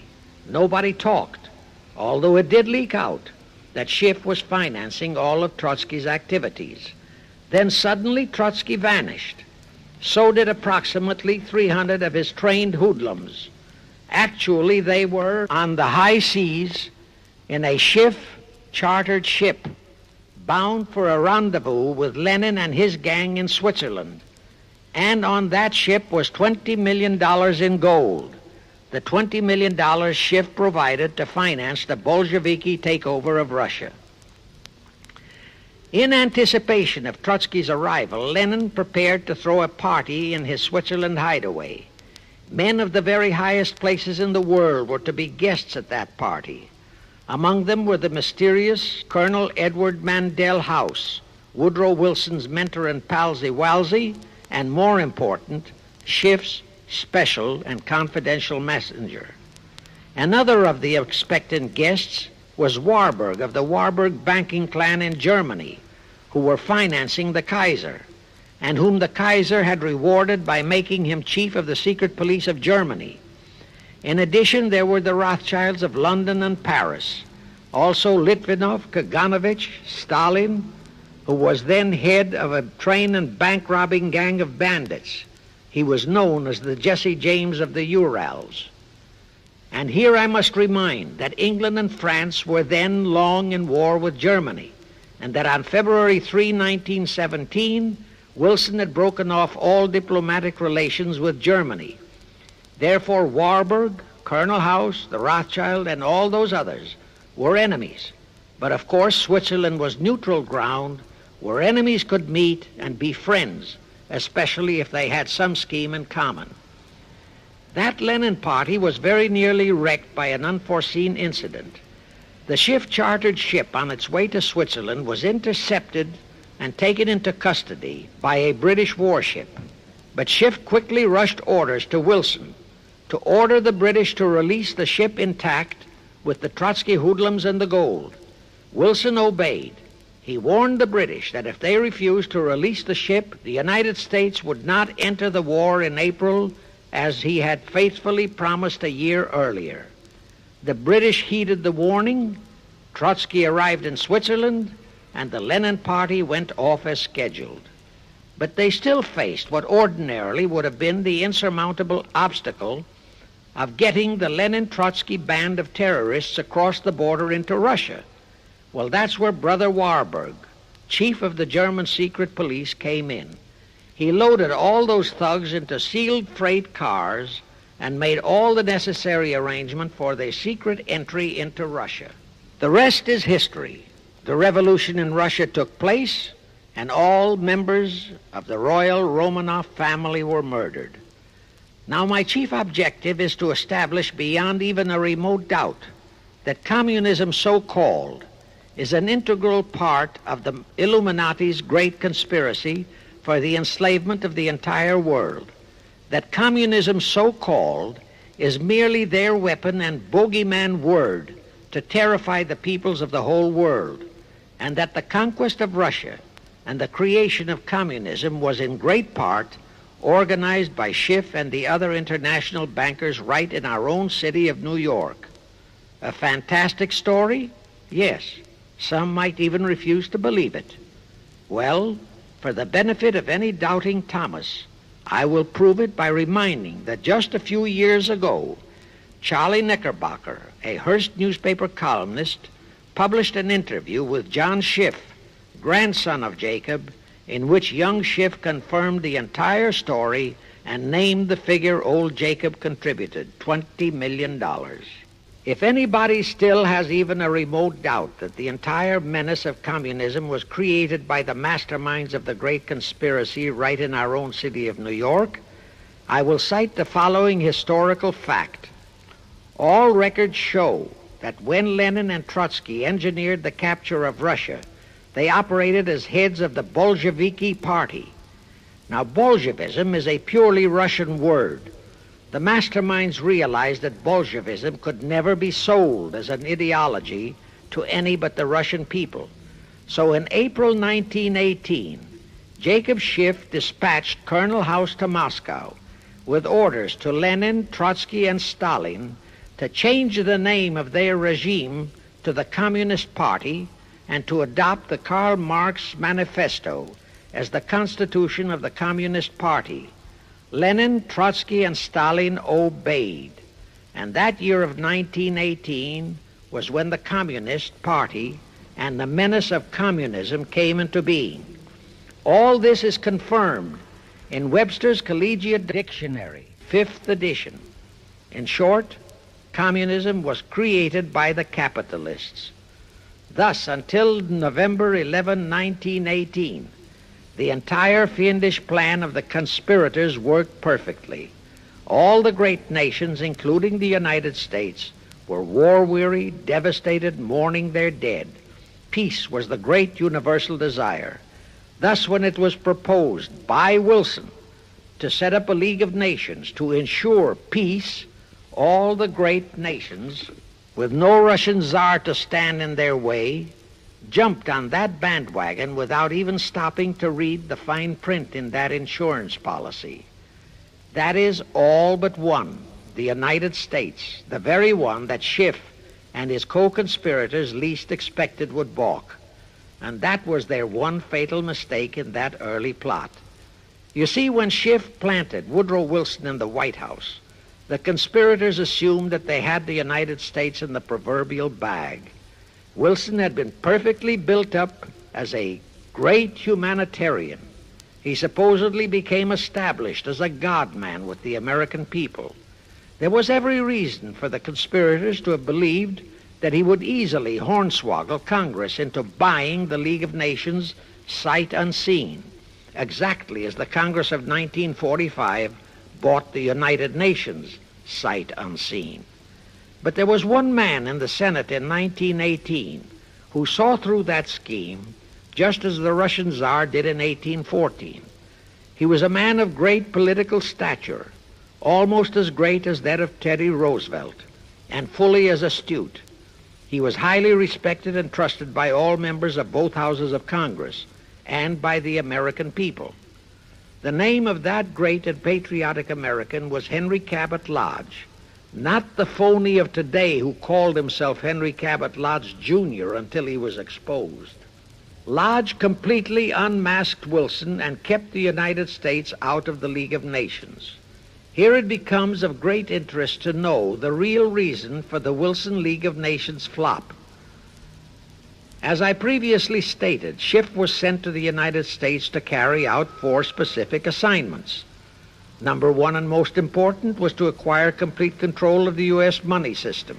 Number 2, as outlined in the original Weishaupt Illuminati blueprint, he was to find the right kind of men to serve as stooges for the great conspiracy and promote them into the highest offices in our federal government, our Congress, our U.S. Supreme Court, and all federal agencies, such as the State Department, the Pentagon, the Treasury Department, etc.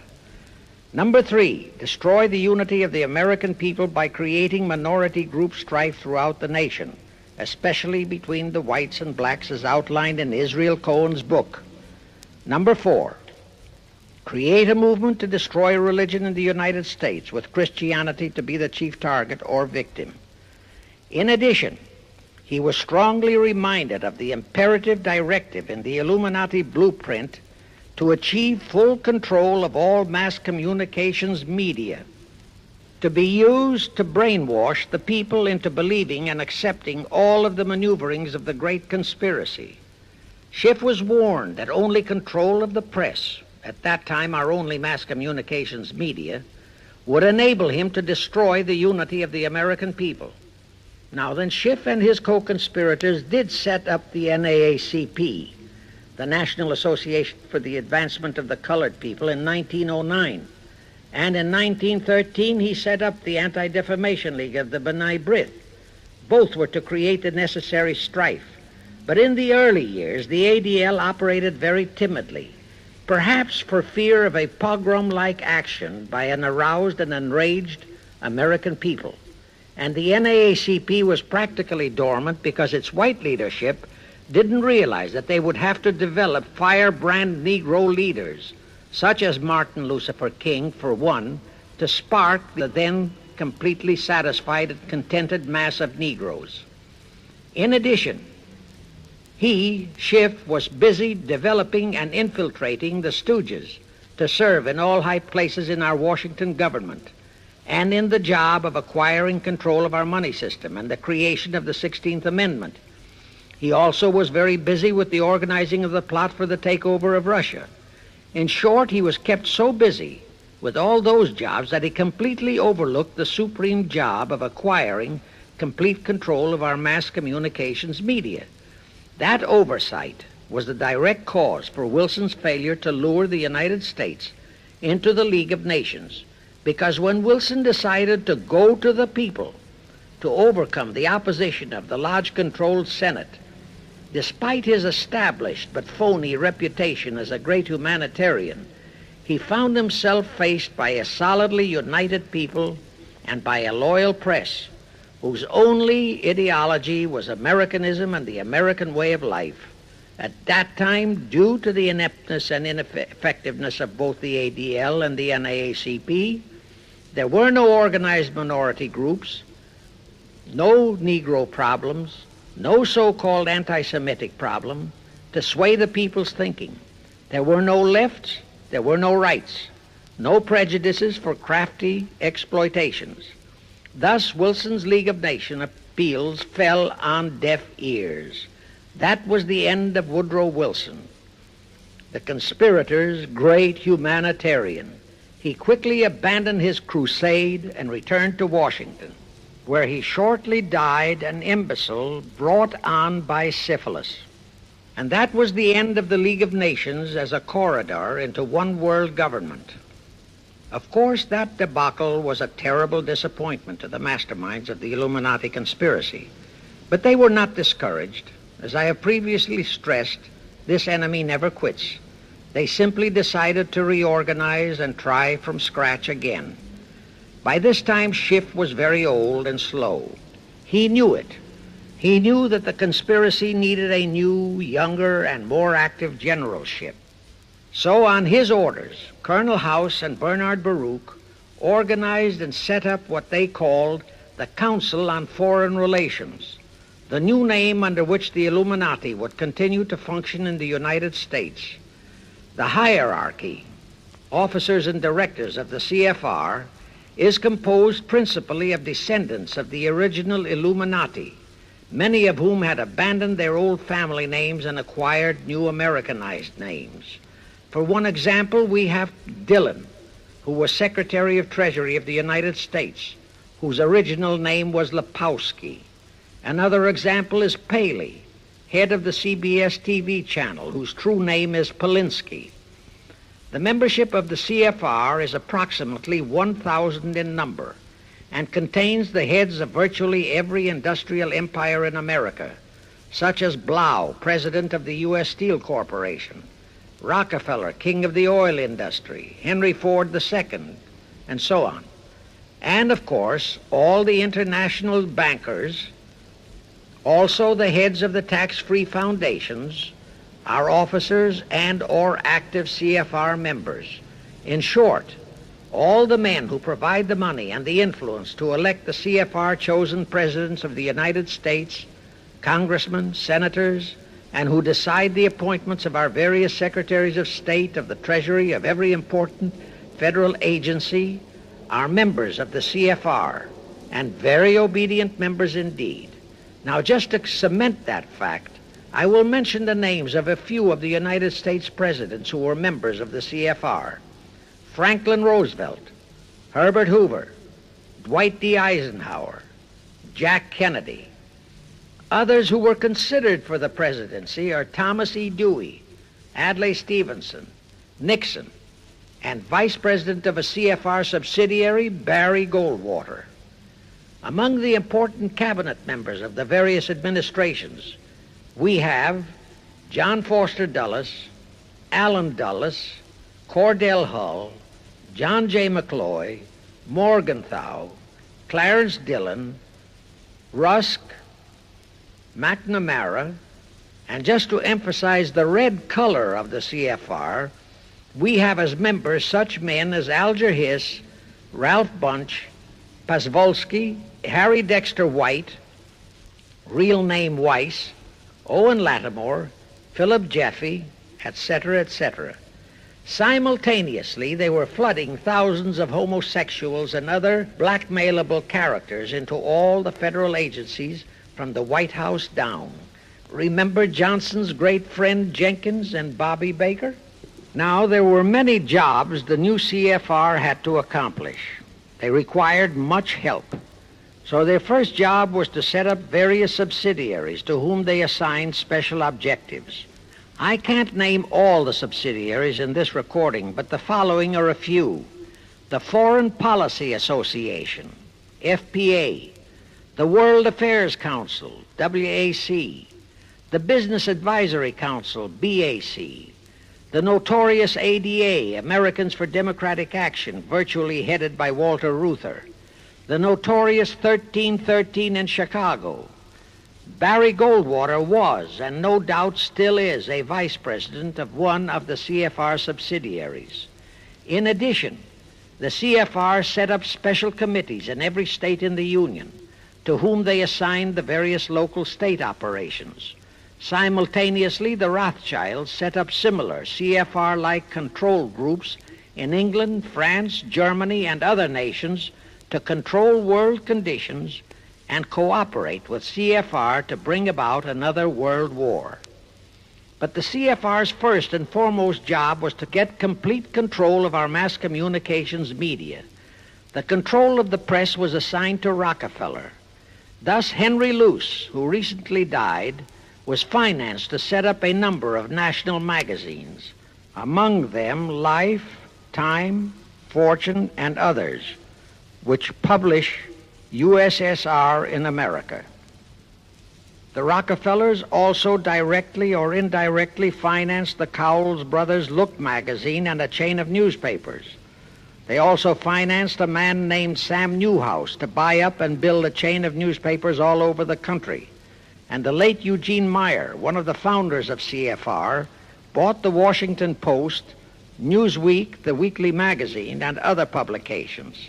At the same time, CFR began to develop and nurture a new breed of scurrilous columnists and editorial writers, such as Walter Lippmann, Drew Pearson, the Alsops, Herbert Matthews, Irwin Canham, and others of that ilk, who called themselves liberals, who proclaimed that Americanism is isolationism, that isolationism is warmongerism, that anti-communism is anti-Semitism and racism. All that took time, of course, but today our entire press, except for some local small-town papers and weeklies published by patriotic organizations, is completely controlled by CFR stooges, and thus they finally succeeded in breaking us up into a nation of quarreling, wrangling, squabbling, hating factions. Now, if you still wonder about the slanted news and outright lies you read in your paper, you have the answer. To the Lehmans, Goldman Sachs, Kuhn Loeb, and the Warburgs, the CFR assigned the job of getting control of the motion picture industry, Hollywood, radio and television, and believe you me, they succeeded. If you still wonder about the strange propaganda broadcasts by the Ed Murrows, Chet Huntley, Howard K. Smith, Eric Severide, Drew Pearson, and others of that ilk, you have the answer. If you wonder about all the smut, sex, pornography, and mixed marriage films you see in your movie theater and on your TV set, all of which is demoralizing our youth, you have the answer. The whole story of the CFR conspiracy takeover of our mass communications media is far too long to include in this recording, but you can find it in the News Bulletin number 125, entitled How to Get the Reds Out of Communications Media. It was published and brought up to date by the Cinema Educational Guild. It tells in detail how the press, the movies, TV, and radio have been, and still are, used to brainwash the people, to demoralize our youth, and they have been and still are encouraging and creating sympathy for the rioting Negro civil rights lawlessness. You can get a copy of this news bulletin by writing to the Cinema Educational Guild, Post Office Box 46205, Hollywood, California. Now, to refresh your memory, let's go back for a moment. Wilson's flop had torpedoed all chances of transforming that League of Nations into the conspirators' hoped-for one-world government housing. So the Jacob Schiff plot had to be done all over again, and they organized the CFR to do it. We also know how successfully the CFR did that job of brainwashing and destroying the unity of the American people. But as was the case with the shift plot, the climax and the creation of a new housing for their one world government required another world war, a war that would be even more horrible and more devastating than the First World War, in order to get the people of the world to again clamor for peace and a means to end all wars. But the CFR realized that the aftermath of World War II would have to be more carefully planned so that there would be no escape from the new one world trap, another League of Nations that would emerge from the new war, the trap we now know as the United Nations. And they hit upon a perfect strategy to ensure that no escape. Here is how they did it. In 1943, in the midst of the war, they prepared the framework for the United Nations, and it was handed over to Roosevelt and our State Department to be given birth by Alger Hiss, Pasvolsky, Dalton Trumbo, and other American traitors, thus making the whole scheme a United States baby. Then to fix our parenthood, New York City was to become the nursery for the monstrosity. After that, we could hardly walk out on our own baby, now could we? Anyway, that's how the conspirators figured it would work, and so far it has. And the liberal Rockefeller donated the land for the United Nations building. The United Nations Charter was written by Alger Hiss, Pasvolsky, Dalton Trumbo, and other CFR stooges. A phony so-called UN conference was set up in San Francisco in 1945. All the so-called representatives of 50-odd nations gathered there, promptly signed the charter, and the despicable traitor Alger Hiss flew to Washington with it, elatedly submitted it to our Senate, and the Senate, elected by our people to safeguard our security, signed the charter without so much as reading it. The question is, how many of our senators were even then traitorous stooges of the CFR? Anyway, it was thus that the people accepted the United Nations as a holy of holies and enabled traitor Earl Warren to virtually destroy our Constitution by basing all his traitorous decisions on the UN Charter, thus making that charter virtually our law of the land. However, for all the dirty work that had to be done to solidify the UN, the new housing of the one world plot, they still required the aid of our leaders in Washington. So now I will emphasize the fiendish cleverness of the CFR masterminds. To the vast majority of the American people, our foreign policy for many years has been a complete enigma. Most of us simply can't understand why this great nation is seemingly floundering so helplessly in the art of diplomacy. We can't understand why our leaders are seemingly so confused and bewildered in all their dealings with Moscow, France, and other nations, and with the UN. We always hear them proclaiming that in view of our overwhelming economic and military superiority, we must always lead from strength. Yet at all the summit meetings and conferences, they cringe and stammer and stutter, and so to speak, come out with their tails between their hind legs. We can't understand the foreign aid to Tito, an avowed enemy, to Poland, an avowed enemy, to all the avowed communist nations.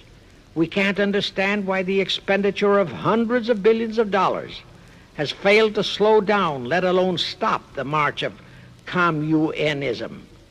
We are perplexed by the seeming ineptness of the State Department, the Defense Department, the CIA, the USIA, of all our federal agencies. Again and again and again we have been startled, shocked, bewildered, and horrified by their mistakes in Berlin, in Korea, in Laos, in Katanga, in Cuba, in Vietnam. Mistakes that always favor the enemy, never the United States. Under the law of averages, they should have made at least one or two mistakes in our favor, but they never did. What's the answer? The answer is the CFR and the parts played by their subsidiaries and stooges in Washington. Thus, we know that complete control of our foreign relation policy is the key to the success of the entire Illuminati one-world plot. Here is the further proof. Earlier, I fully established that Schiff and his gang had financed the Lenin-Trotsky-Stalin takeover of Russia and fashioned its communist regime into becoming their chief instrument to keep the world in turmoil and to finally terrorize all of us into seeking peace in a UN one-world government. But the conspirators knew that the Moscow gang could not become such an instrument until and unless the whole world would accept the communist regime as the legitimate, de jure government of Russia. Only one thing could accomplish that: recognition by the United States.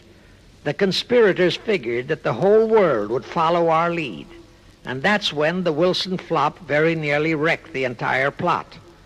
Throughout the following 3 Republican administrations, the CFR pulled every trick in their bag to induce Harding, Coolidge, and Hoover to grant that recognition, but all 3 refused. As a result, in the late 1920s, the Stalin regime was in dire straits. Despite all purges and secret police controls, the Russian people were growing more and more restive. It is a matter of record, admitted by Litvinov, that during 1931 and 1932, Stalin and his whole gang were always packed and ready for instant flight.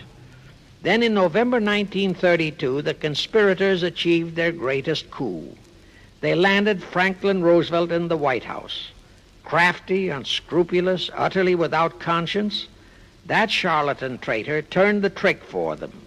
Without even asking consent of Congress, he unlawfully proclaimed recognition for the Stalin regime. That did it. And exactly as the conspirators figured, the whole world did follow our lead. Automatically, that squelched the previously growing resistance movement of the Russian people.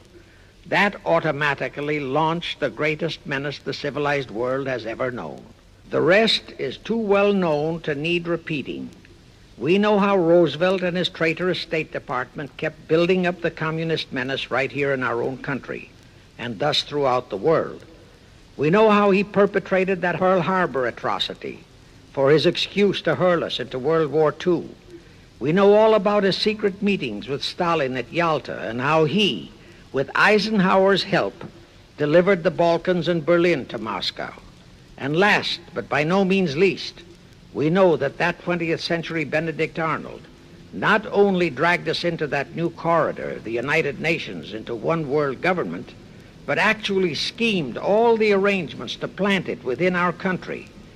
In short, the day that Roosevelt entered the White House, the CFR conspirators regained full control of our foreign relations machinery and firmly established the United Nations as the housing for the Illuminati one world government.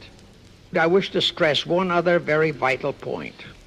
That Wilson League of Nations flop brought Schiff and his gang to the realization that control of just the Democratic Party was not enough. True, they could create a crisis during the Republican administration, as they did in 1929 with their Federal Reserve manufactured crash and depression, which would bring another Democrat stooge back into the White House. But they realized that a 4-year disruption in their control of our foreign relation policies could play havoc with the progress of their conspiracy.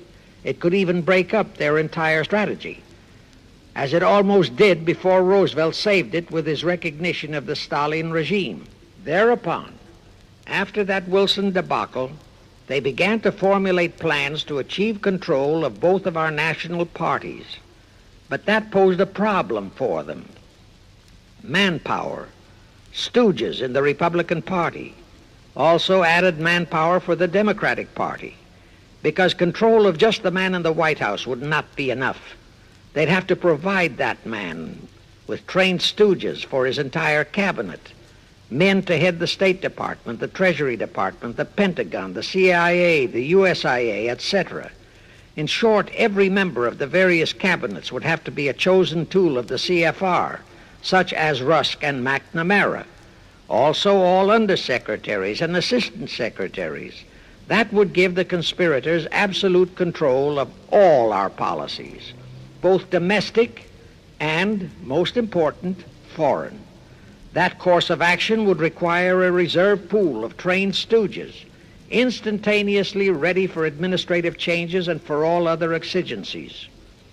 All such stooges would of necessity have to be men of national reputation, high in the esteem of the people, but they would have to be men without honor, without scruple, without conscience, men who would be vulnerable to blackmail. It is needless for me to stress how well the CFR succeeded. The immortal Joe McCarthy fully revealed that there are thousands of such security risks in all federal agencies. Scott McCloud unmasked thousands more, and you know the price Otepka has had to pay and is still paying for his expositions before a Senate committee of the traitors in the State Department. And you know that the men in the State Department who delivered Cuba to Castro have not only been shielded, but promoted. To the crux of the whole one-world government plot and the maneuvering necessary to create another League of Nations to house such a government. As I have already stated, the conspirators knew that only another world war was vital for the success of their plot. It would have to be such a horrifying world war that the peoples of the world would cry out for the creation of some kind of a world organization that could assure everlasting peace. But how could such a war be brought about? All the European nations were at peace. None had any quarrels with their neighboring nations. And certainly their tools in Moscow wouldn't dare to start a war. Even Stalin realized that it would mean the overthrow of his regime unless so-called patriotism would weld the Russian people behind him. But the conspirators had to have a war. They had to find or create some kind of an incident to launch it. And they found it in a little inconspicuous and repulsive little man who called himself Adolf Hitler. Hitler, an impecunious Austrian house painter, had been a corporal in the German army. He made the defeat of Germany into a personal grievance.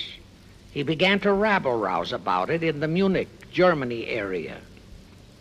He began to spout about restoring the greatness of the German Empire and the might of the German soldiery.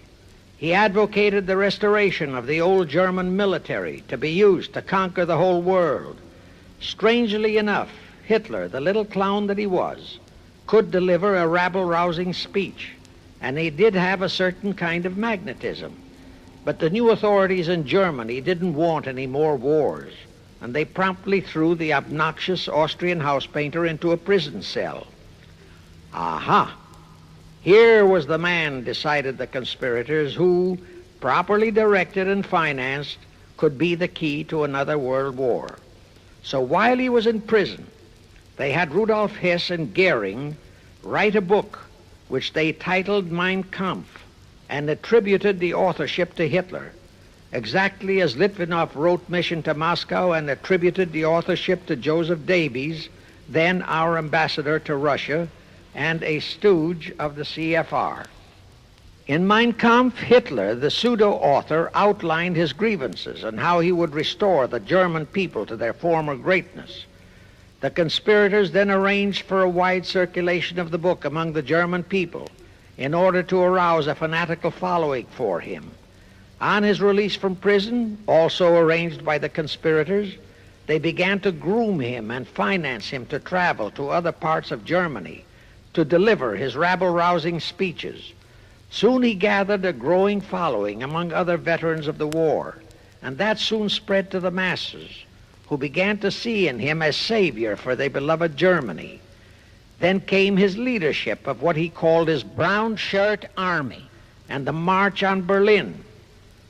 That required a great deal of financing, but the Rothschilds, the Warburgs, and others of the conspirators provided all the money he needed.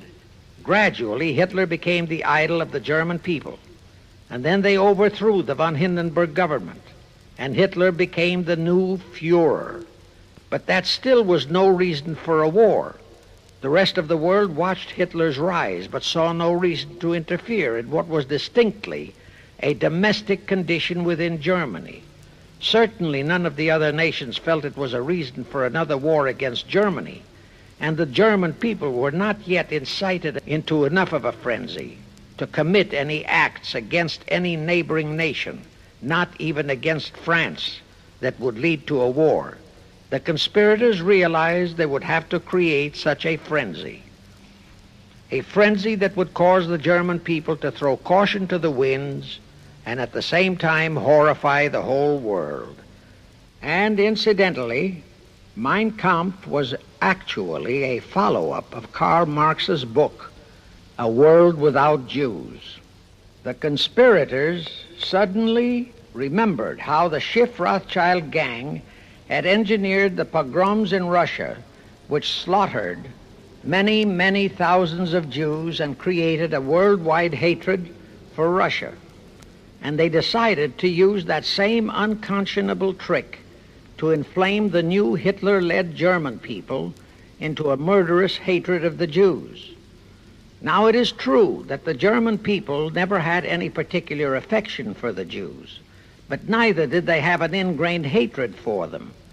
Such a hatred would have to be manufactured, so Hitler was used to create it. This idea more than appealed to Hitler. He saw in it the grisly gimmick to make him the God-man of the German people.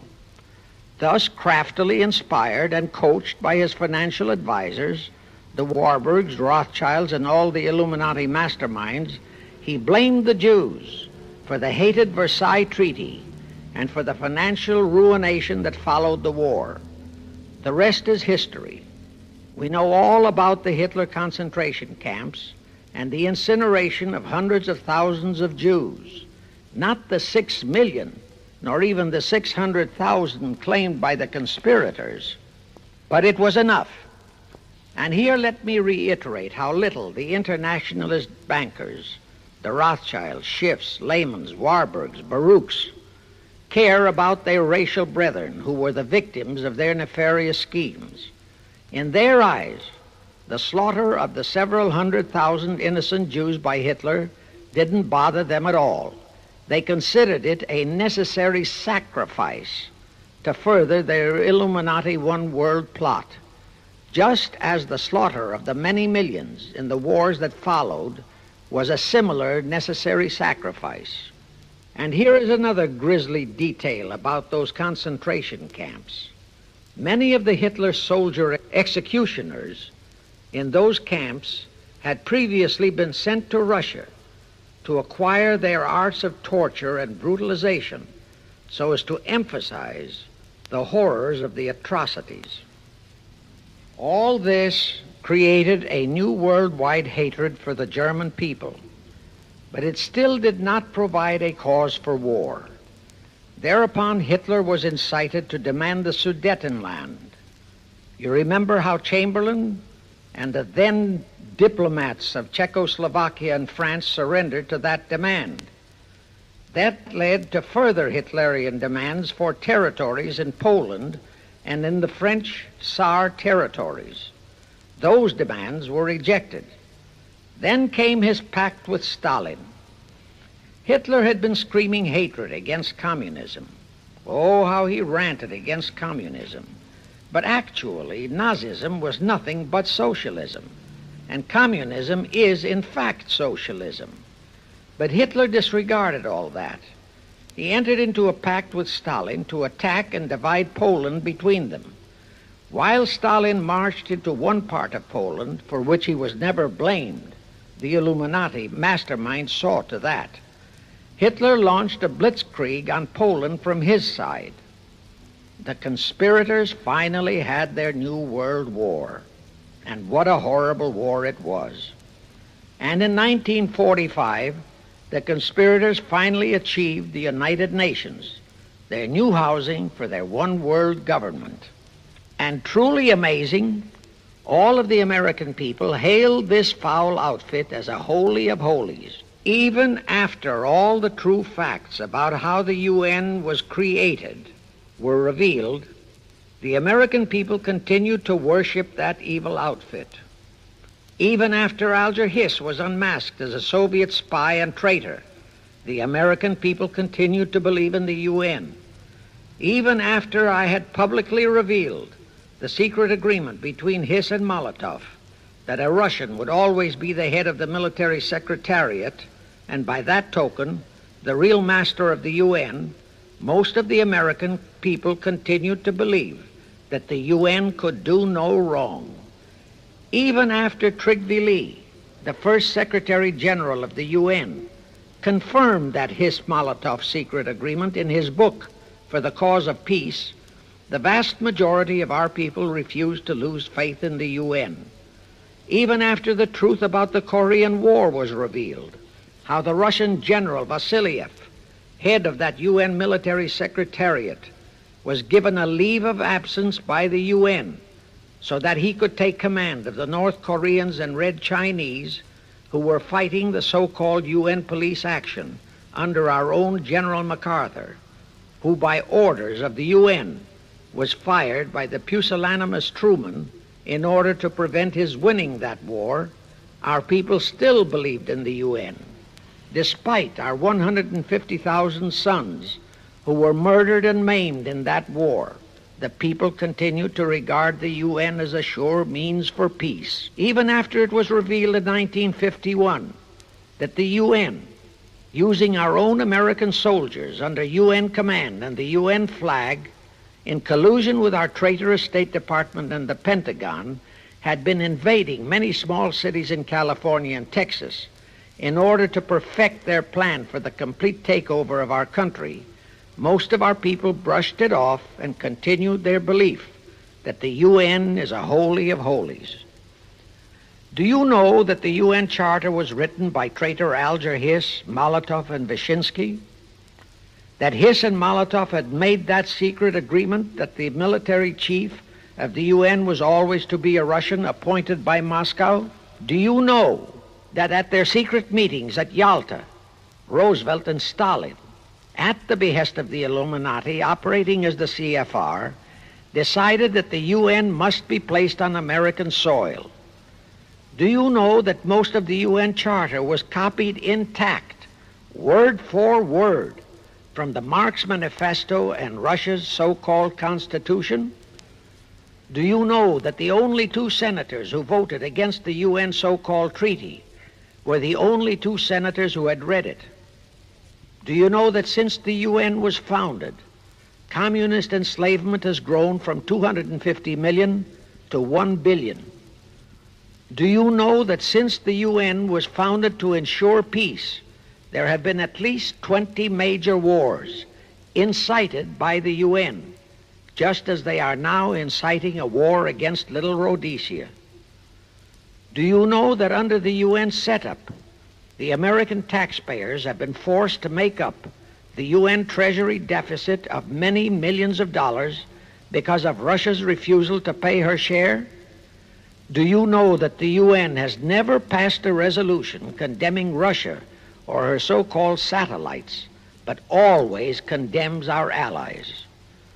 Do you know that J. Edgar Hoover said, "The overwhelming majority of the communist delegations to the UN are espionage agents"? And now, 66 senators voted for a consular treaty to open our entire country to Russian spies and saboteurs. Do you know that the UN helps Russia's conquest of the world by preventing the free world from taking any action whatsoever except to debate each new aggression in the UN General Assembly? Do you know that at the time of the Korean War, there were 60 nations in the UN, yet 95% of the UN forces were our American sons, and practically 100% of the cost was paid by the United States taxpayers? And surely you know that the UN policy during the Korean War was to prevent us from winning that war. Do you know that all the battle plans of General MacArthur had to go first to the UN to be relayed to Vasiliev, commander of the North Koreans and Red Chinese, and that any future wars fought by our sons under the UN flag would have to be fought under the control of the UN Security Council. Do you know that the UN has never done anything about the 80,000 Russian Mongolian troops that occupy Hungary? Where was the UN when the Hungarian freedom fighters were slaughtered by the Russians? Do you know that the UN and its peace army turned the Congo over to the communists? Do you know that the UN's own so-called peace force was used to crush, rape, and kill the white anti-communists in Katanga? Do you know that the UN stood by and did nothing while Red China invaded Laos and Vietnam? That it did nothing while Nehru invaded Goa and other Portuguese territories? Do you know that the UN was directly responsible for aiding Castro? That it does absolutely nothing about the many thousands of Cuban youngsters who are shipped to Russia for communist indoctrination? Do you know that Adlai Stevenson, of all people, said the free world must expect to lose more and more decisions in the UN? Do you know that the UN openly proclaims that its chief objective is one world government, which means one world laws, one world court, one world army, one world navy, one world air force, one world schools, and a one world church in which Christianity would be prohibited?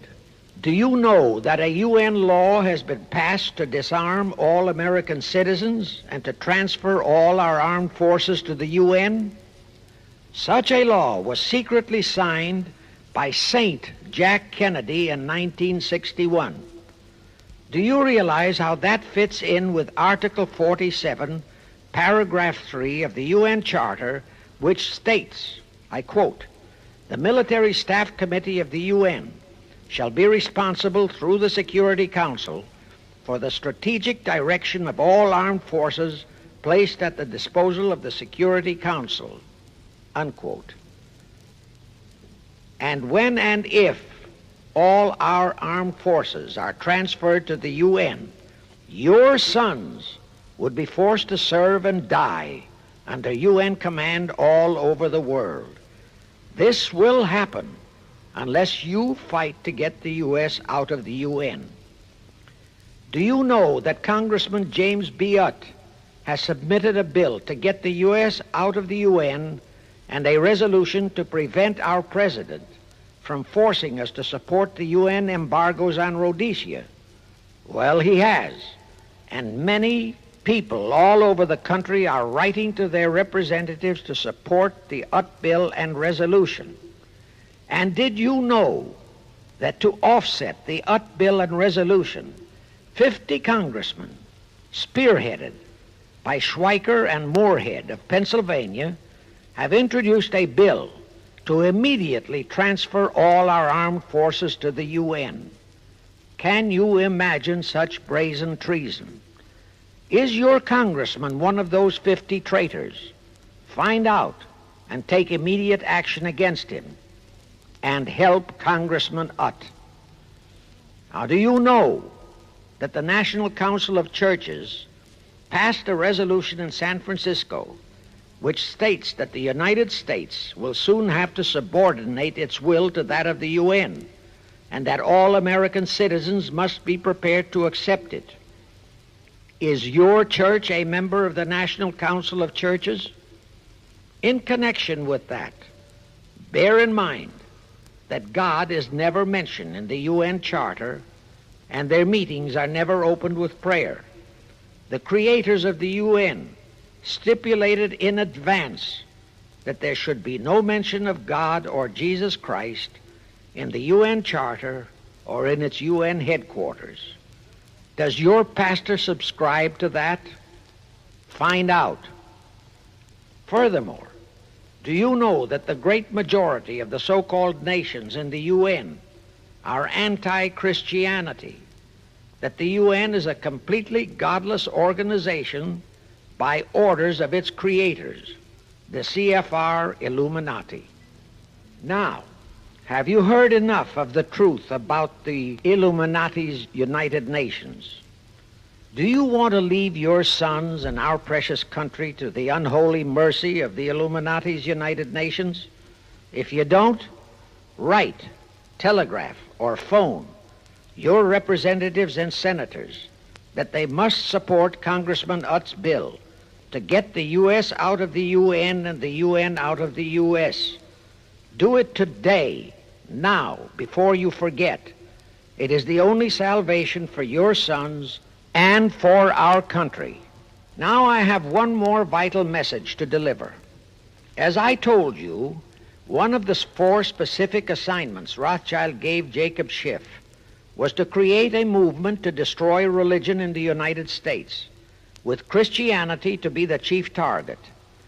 For a very obvious reason, the Anti-Defamation League wouldn't dare to attempt it, because such an attempt could create the most terrible bloodbath in the history of the world, not only for the ADL and the conspirators, but for the millions of innocent Jews. Schiff turned that job over to Rockefeller for another specific reason. The destruction of Christianity could be accomplished only by those who are entrusted to preserve it, by the pastors, the men of the cloth. As a starter, John D. Rockefeller picked up a young so-called Christian minister by the name of Dr. Harry F. Ward, Reverend Ward, if you please. At that time, he was teaching religion at the Union Theological Seminary. Rockefeller found a very willing Judas in this reverend. Thereupon, in 1907, he financed him to set up the Methodist Foundation of Social Service. And Ward's job was to teach bright young men to become so-called ministers of Christ and to place them as pastors of churches. While teaching them to become ministers, the Reverend Ward also taught them how to very subtly and craftily preach to their congregations that the entire story of Christ is a myth, to cast doubts on the divinity of Christ, to cast doubts about the Virgin Mary. In short, to cast doubts on Christianity as a whole. It was not to be a direct attack, but much of it by crafty insinuation that was to be applied in particular to the youth in the Sunday schools. Remember Lenin's statement? Give me just one generation of youth and I'll transform the whole world. Then, in 1908, the Methodist Foundation of Social Service, which incidentally was America's first Communist Front organization, changed its name to the Federal Council of Churches. By 1950, the Federal Council of Churches was becoming very suspect. So in 1950, they changed the name to the National Council of Churches. Do I have to tell you more about how this National Council of Churches is deliberately destroying faith in Christianity? I don't think so. But this I will tell you.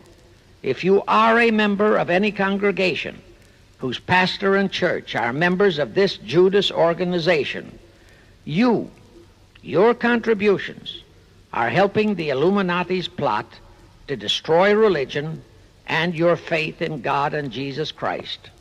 Thus you are deliberately delivering your children to be indoctrinated with disbelief in God and church, and which can easily transform them into atheists. Find out immediately if your church is a member of the National Council of Churches, and for the love of God and your children, if it is, withdraw from it at once.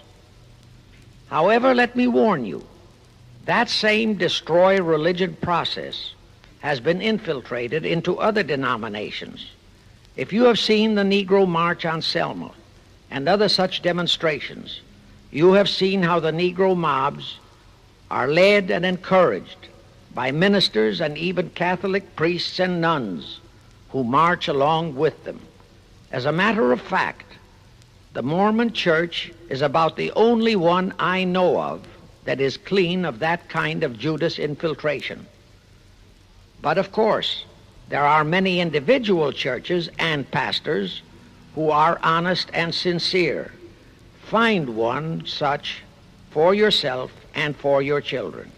Incidentally, this same Reverend Harry F. Ward was also one of the founders of the American Civil Liberties Union, a notorious pro-communist organization. He was the actual head of it from 1920 to 1940.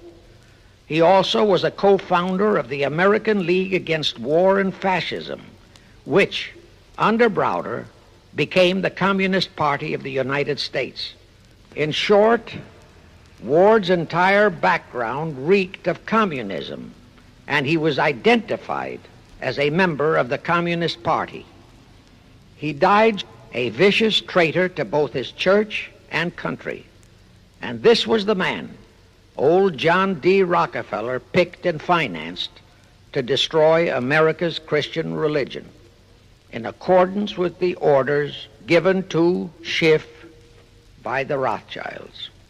In conclusion, I have this to say. You probably are familiar with the story of how one Dr. Frankenstein created a monster to do his will of destroying his chosen victims, but how instead, in the end, that monster turned on his own creator, Frankenstein, and destroyed him. Well, the Illuminati, CFR, has created a monster called the United Nations, who, supported by their minority groups, rioting Negroes, the traitorous mass communications media, and the traitors in Washington, was created to destroy the American people. Well, we know all about that many-headed Hydra monster.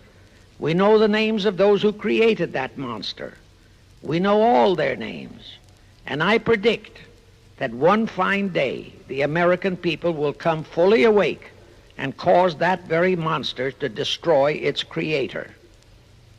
True, the majority of our people are still being brainwashed, deceived, and deluded by our traitorous press, TV, and radio, and by our traitors in Washington. But surely, by now, enough is known about the UN to stamp that outfit as a deadly, poisonous rattlesnake in our midst. My only wonder is what it will take to awaken and arouse our people to the full truth. Perhaps this record will do it. 100,000 or 1,000,000 copies of this record can do it. I pray to God it will, and I pray to Him to inspire you, all of you, to spread this story via this record to all loyal Americans in your community.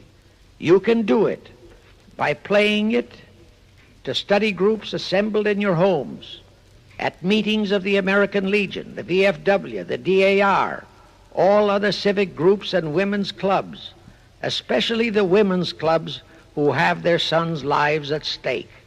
With this record, I have provided you with the weapon that will destroy the monster. For the love of God, of our country, and of your children, use it. Get a copy of it into every American home.